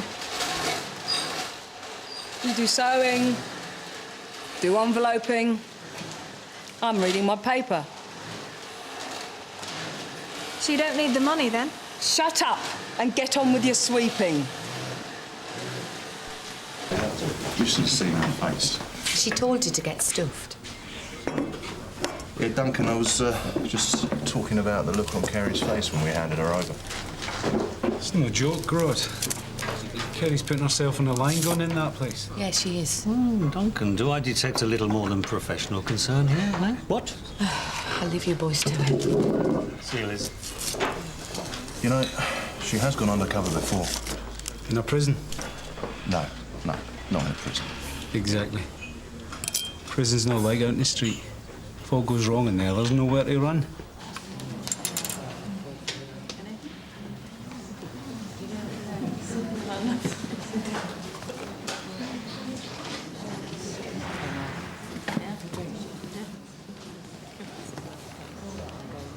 This your first sentence? Yeah. Why? Shows, babes. You don't look the type to be smuggling drugs. How'd you get the stuff into the country? Met a dealer in Germany. Packed a car chassis full of smack, brought it back. No trouble. No? And what you doing here? What happened? Our buyer got tagged by customs. We delivered the car to him at the Canley multi-level and walked straight into it. And what about your partners? Oh, they're in Manchester, on other charges. So you got done first? But my brief said cop a plea. Get it over with. Yeah, but smuggling heroin. How come you weren't remanded in custody, in here? Wasn't because you were a grass, was it? You cut yourself a deal. 5 years in here. Some deal. Well, look. I've got a thing going with me brief, right?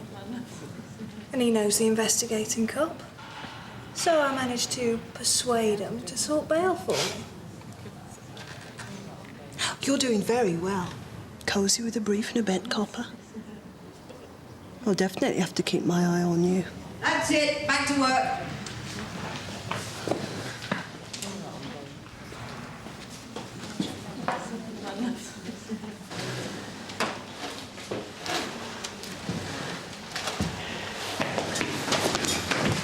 All right. So I'm the new girl on the block and you want to try me out. But you call me a grass. One more! Back off! I was checking you out, okay? You got to be careful in this place. All right. Is that why Claire got sorted out? Because she was a grass? How'd you know about Claire? I had some officers in the van talking. Something about being in a coma. Not likely to live.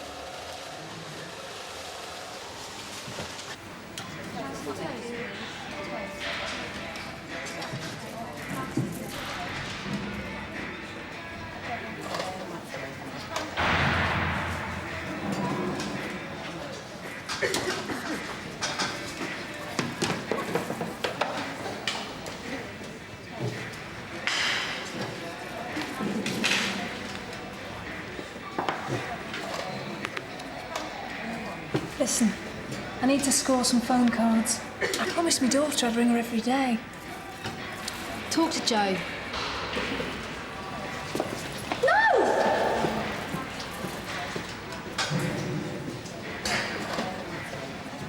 Davis.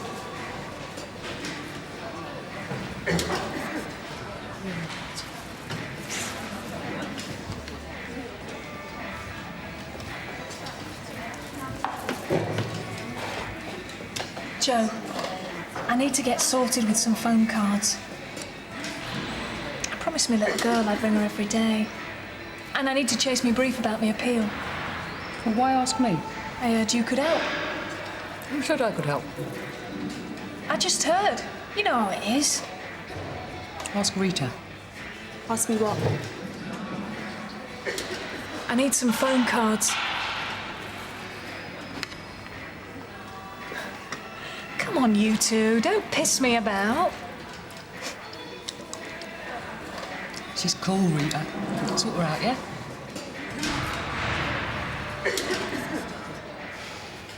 In the door.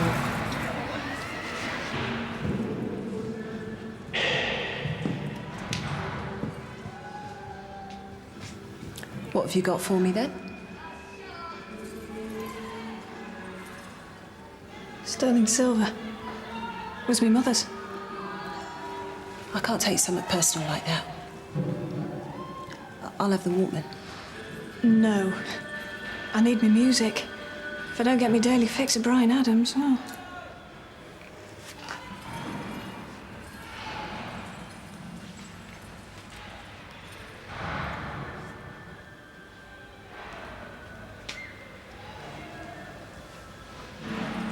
So, how'd you get the cards? None of your business, babes. They come from Angie's taxing. Angie takes them from poor cows like Sarah, and you sell them back. Look, I don't deal with rubbish like Angie. She just creates a demand which I supply. End of economics lesson. So if you don't get them from Angie, then who? You've got yourself a tame officer. Listen, babes. I'll get cards for you. As many as you want.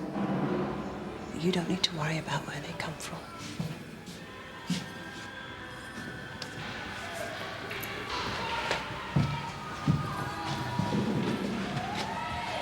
You ready to go to the gym?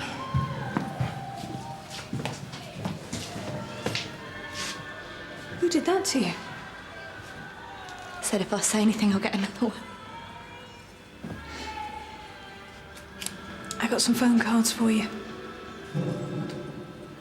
I can't give you anything. I took all my fags. Is that how you got the eye?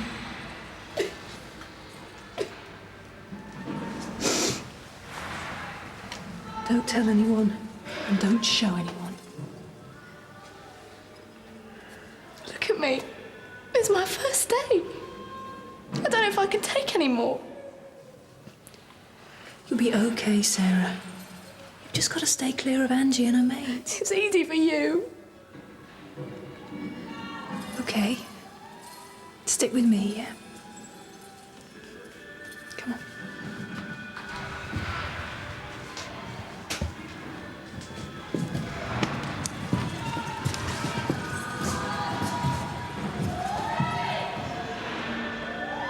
You go on, Sarah.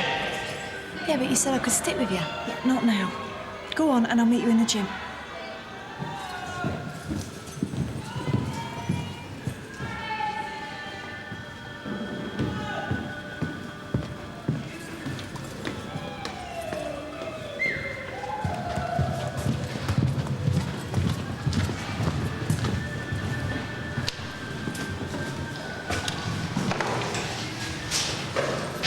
What's she doing?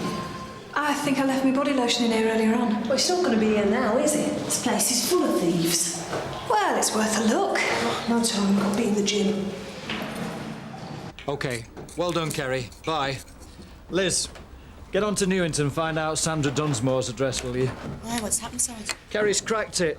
I think Sandra's our bent officer. Great.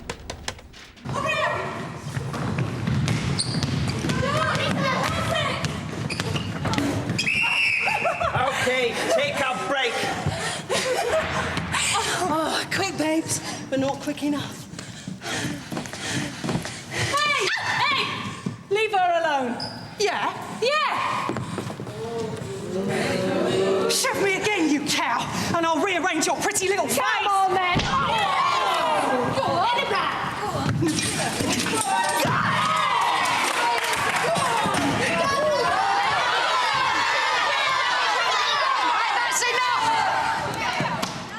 But about a cell one-on-one, is it? Richardson, Holmes, you're both on report. It was Richardson. Been after Sarah all day. Holmes was just protecting her. Is that right? Sarah? Yeah. Carrie Holmes was trying to help. I'm sorry. You're dead, you are, you little cow. And I'll see you again, Merton. In your dreams. Take her away.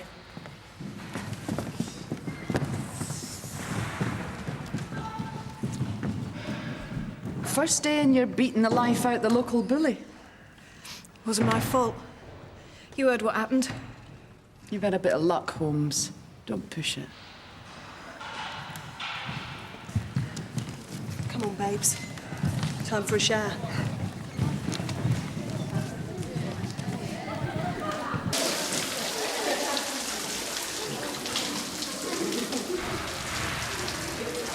did Joe stand up for me back there? She's on your side. Okay. Babe, look at me. And she was right. You have got a pretty face. No, I'm not. Listen, babes. In here we're all we've got. First time you don't get a visit. First time you call and your little girl's not there. You need someone.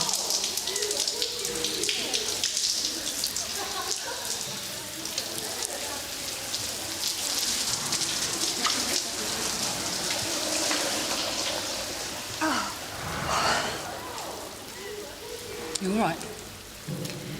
Yeah. Cheers. I owe you.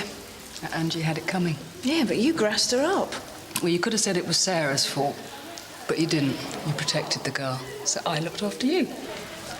And you got Angie put away. We got Angie put away.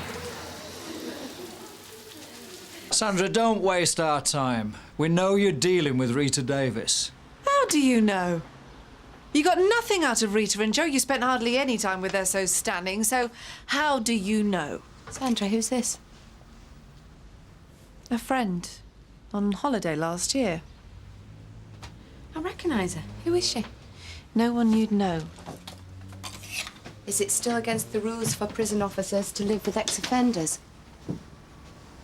She's a friend. She's away at her mother's, so you can't speak to her. We're not interested in your domestic arrangements, Sandra.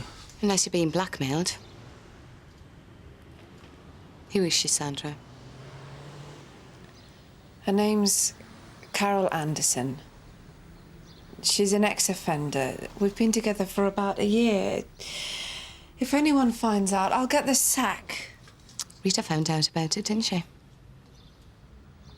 Rita Davis has been blackmailing me to get her phone cards. Just phone cards? Sandra. There were other things, but not drugs. I swear, not drugs. What about the assault on Claire Sims? Something else you've been keeping from us? No, I don't know who did it. You're on that wing every day, Sandra. You know who assaulted Claire. Who's taking drugs in? Can't tell you. You're going to lose your job, so why don't you give it all up to us? It might just help you. I joined the service after doing charity work in Africa. Sandra... Now, let me finish. It was difficult at first, but the staff at Newington helped. This is no time for misplaced loyalty, Sandra. There was a riot last year. I was trapped at the end of a landing. If my fellow officers hadn't helped me... I've told you what I've done and why, but I'm not putting anyone else in this position. Well, if that's the way you want to play it. But I don't want you talking to anyone else about this. If you say so. It might be wise to phone in sick for the rest of this week. Right. You nearly blew it in there, Sarge. Nothing else I could do. She won't give us anything. Real clincher was you recognising the girlfriend. I didn't. I was bluffing. Sandra's on the edge. She could do anything. Oh, we'll have to take that risk. And if we tell the governor now, it'll be all round the prison. Either way, it could rebound on Kerry. Well, Sandra must know we've got someone in there. I mean, you virtually told her. She's friendly with the other officers. We're going to have to warn Kerry. Director of Public Prosecution. Yes, indeed, OK. John, London Landmark. Holmes. It really is your lucky day. Don't tell me. I'm being released. It was all a big mistake. You've got a legal visit. Who was her Roman counterpart? Venus. Meadows.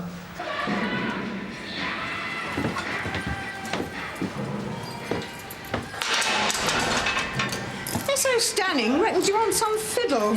Yeah? You know we've caught some solicitors bringing drugs to their clients. Well, I hope you've searched Mr. Lennox thoroughly. Why bother?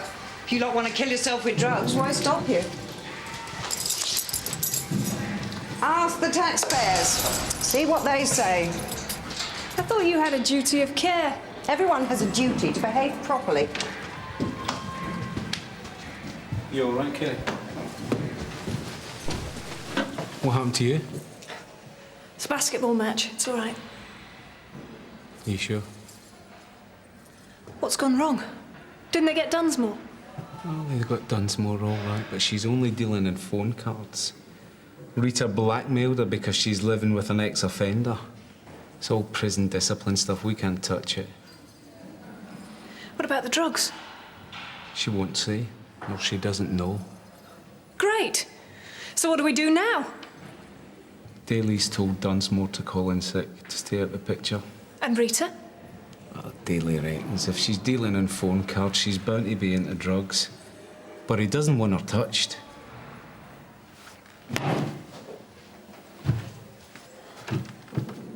And Daly says to be careful. If this Dunsmore business does get out, people will start looking around.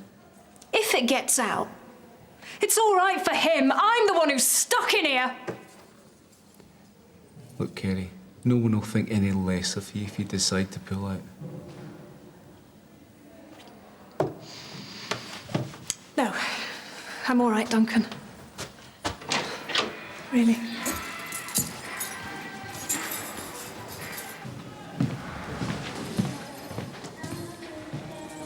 You okay, babes? Yeah? Why? You look like crap. Everything all right with your brief? Papers. I had to sign some papers. What papers? Personal stuff. About my sister looking after my daughter. Well, he couldn't wait till morning. Told you he was good at his job. So what's he like, this brief of yours? It's okay. Okay. You said you had a thing going with him. Yeah. But I went for what he could do, not what he looks like. What is this? Well, I mean, he turns up and they let him in. Just like that. I don't know, Rita. I was as surprised as you. Right, babes. Easy. It's just, you know what it's like in here.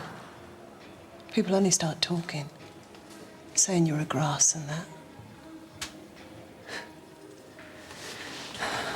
Rita, I am not a grass. Of course not. But you know what happened to Claire? I'm not going to end up like Claire. No. I won't let anything happen to you. It's all right, babes. I'm sorry, I've never... Just... give me a little more time, yeah?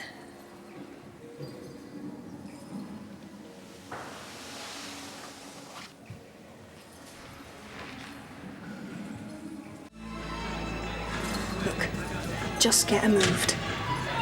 And be subtle about it, yeah?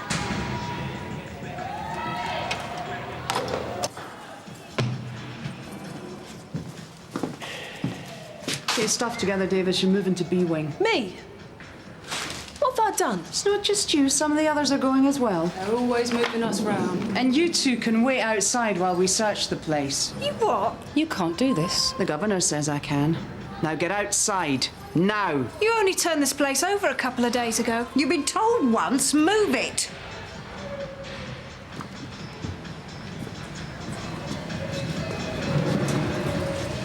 No, they can't do this. Joe, there's nothing we can do. I've just heard. There's no work today. The instructors are on a course. What's going on? Cal's moving Rita to B Wing and they're turning over the dorm. My stuff. Sarah, leave it. This is wrong! Shut it, Merton.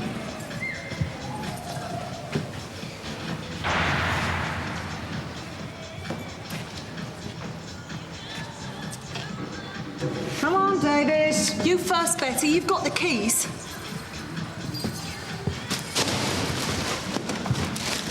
So, who do we get to replace her?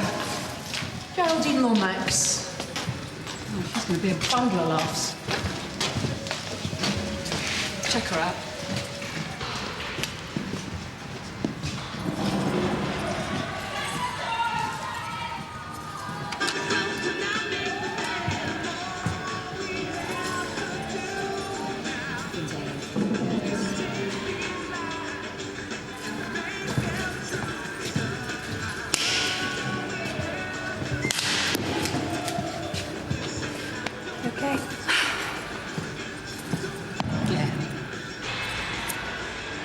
does this happen? Oh, they're always moving us round. Do you reckon it's got something to do with the police investigation? No. If they had anything on Rita, they'd nick her. Really screws things up for me, though. Why? Well, Rita was going to cut me in on a phone card scam. She told you that? Yeah, last night. Could really use the money. Make me laugh. You got a brief and a bent copper. You need the money.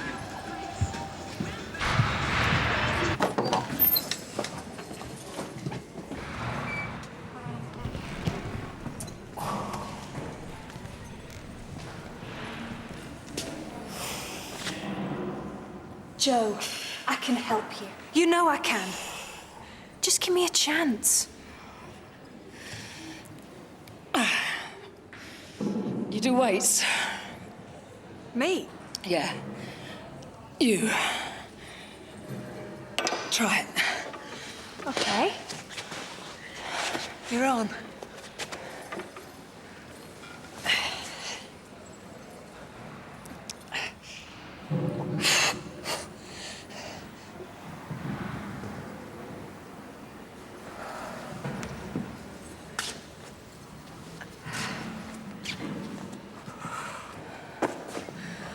All right, you can do it. Don't strain yourself.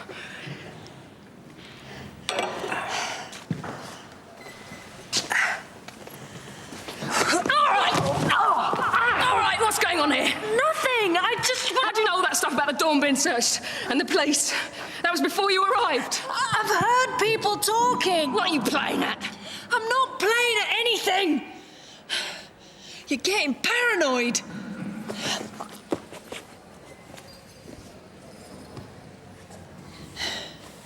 Rita was gonna cut me in on a scam. Yeah, you said. But Rita's not here anymore, is she? So, I could help you. Me? Yeah. Come on, Joe. Everyone says you're behind Rita's scam. Everyone says that, do they? I could take Rita's place. I owe you for that thing with Angie. You know I could do it, Joe. You've seen me.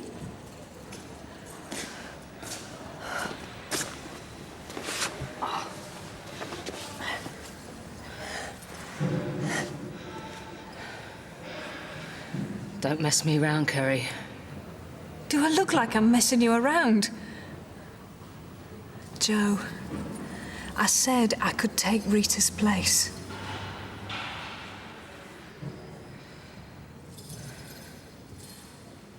I mean, take her place. Yeah?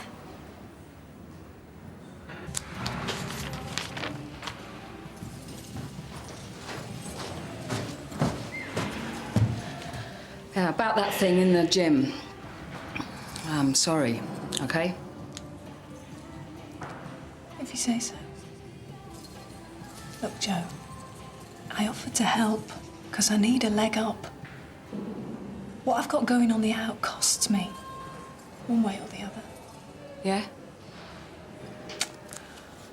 Hacked off with being dependent on a brief and a bent copper who both want a piece of me. So, if there is anything going, count me in.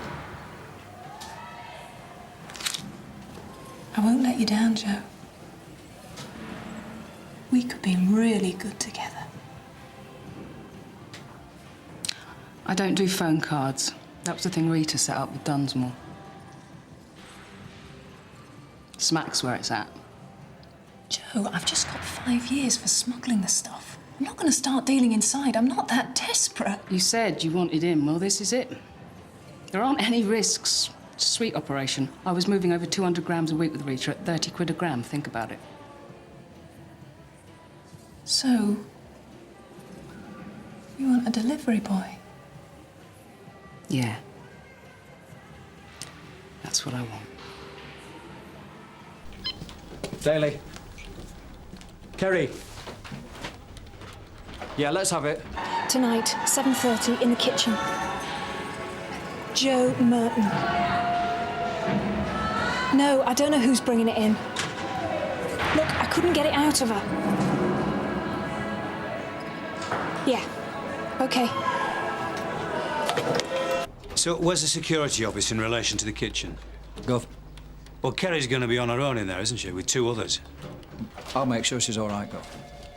She's already been in one fight. What? She told Duncan it out and playing basketball. She's not at all worried about it. Look, you better keep a tight rein on this, Jeff. I don't want Kerry ending up in St. Hughes in the bed next to Claire.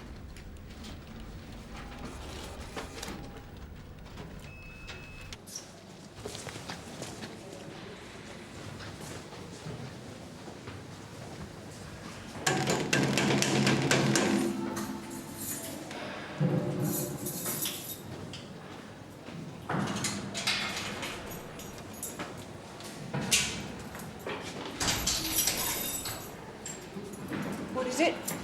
Got a message for the kitchen red band.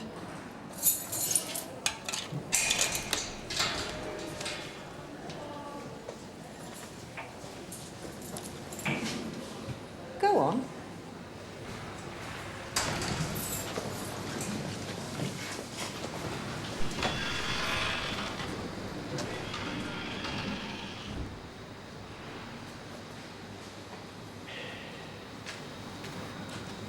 See? It was easy, wasn't it?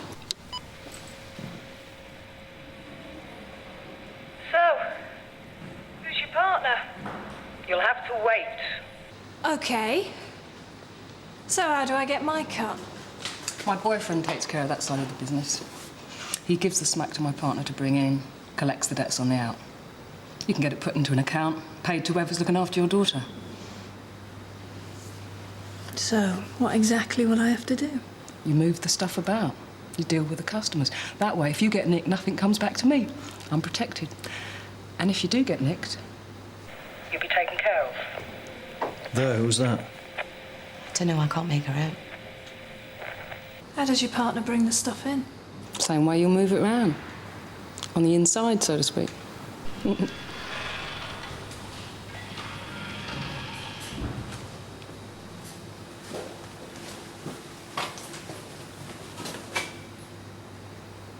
What's she doing here? I brought her in to replace Rita. You've what? Now that Rita's on another wing, Kerry's taking her place. You should have told me. She's okay. Oh, you think so? And what do you know about her? If I say she's okay, that's it. I warned you about her. Keep an eye on her, I said. Yeah, and I did. You never think, do you, Jo? You get Rita to beat Claire to a pulp. She stole some smack. She had to be taught a lesson. So we get the police all over the place. Then she turns up, a first-time prisoner who skips induction, walks straight into your dorm, and you don't give it a moment's thought. I thought you said this would be cool. It's okay. You're all right. I'm not doing anything with her. You'll do what you're told. This has gone downhill, Sarge. We wait until Rachel Stanning incriminates herself.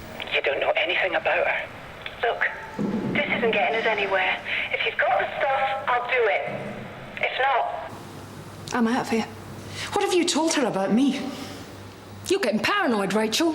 We're in the clear. No one suspects you. The governor reckons he got rid of all the bent staff ages ago. Now, why don't you try putting your brain in gear for once in a while? What is your problem, Rachel?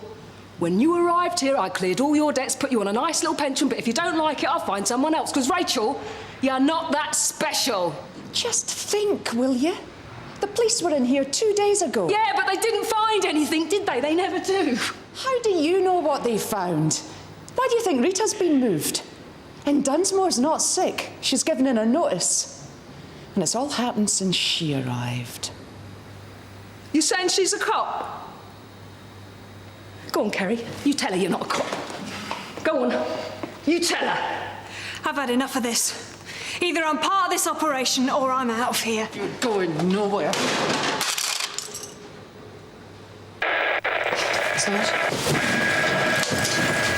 She is a cop. Do you realise what you've done? You set us up. You set yourself up. I'll sort her. No. Easy, Jo. Come on now. Calm down. No. Jo, it's over.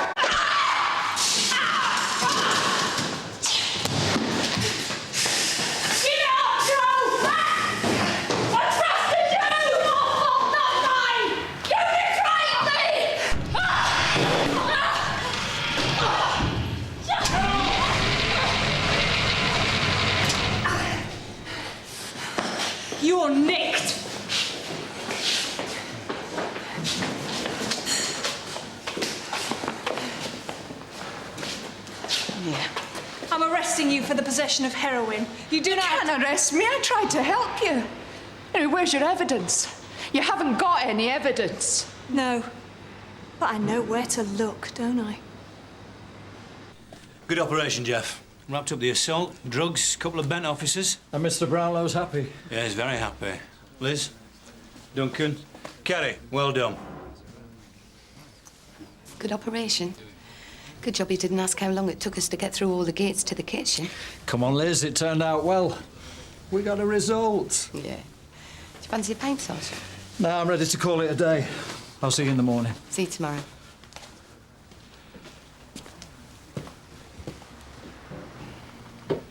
Kerry, how about me and you going for an Italian meal and I'm buying? You know, you didn't have to go after Joe Merton on your own.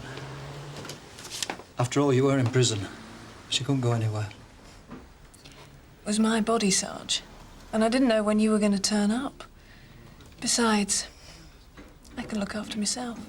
And as the DCI said, it was a good operation and Mr. Brownlow's happy. So that's all that matters, eh?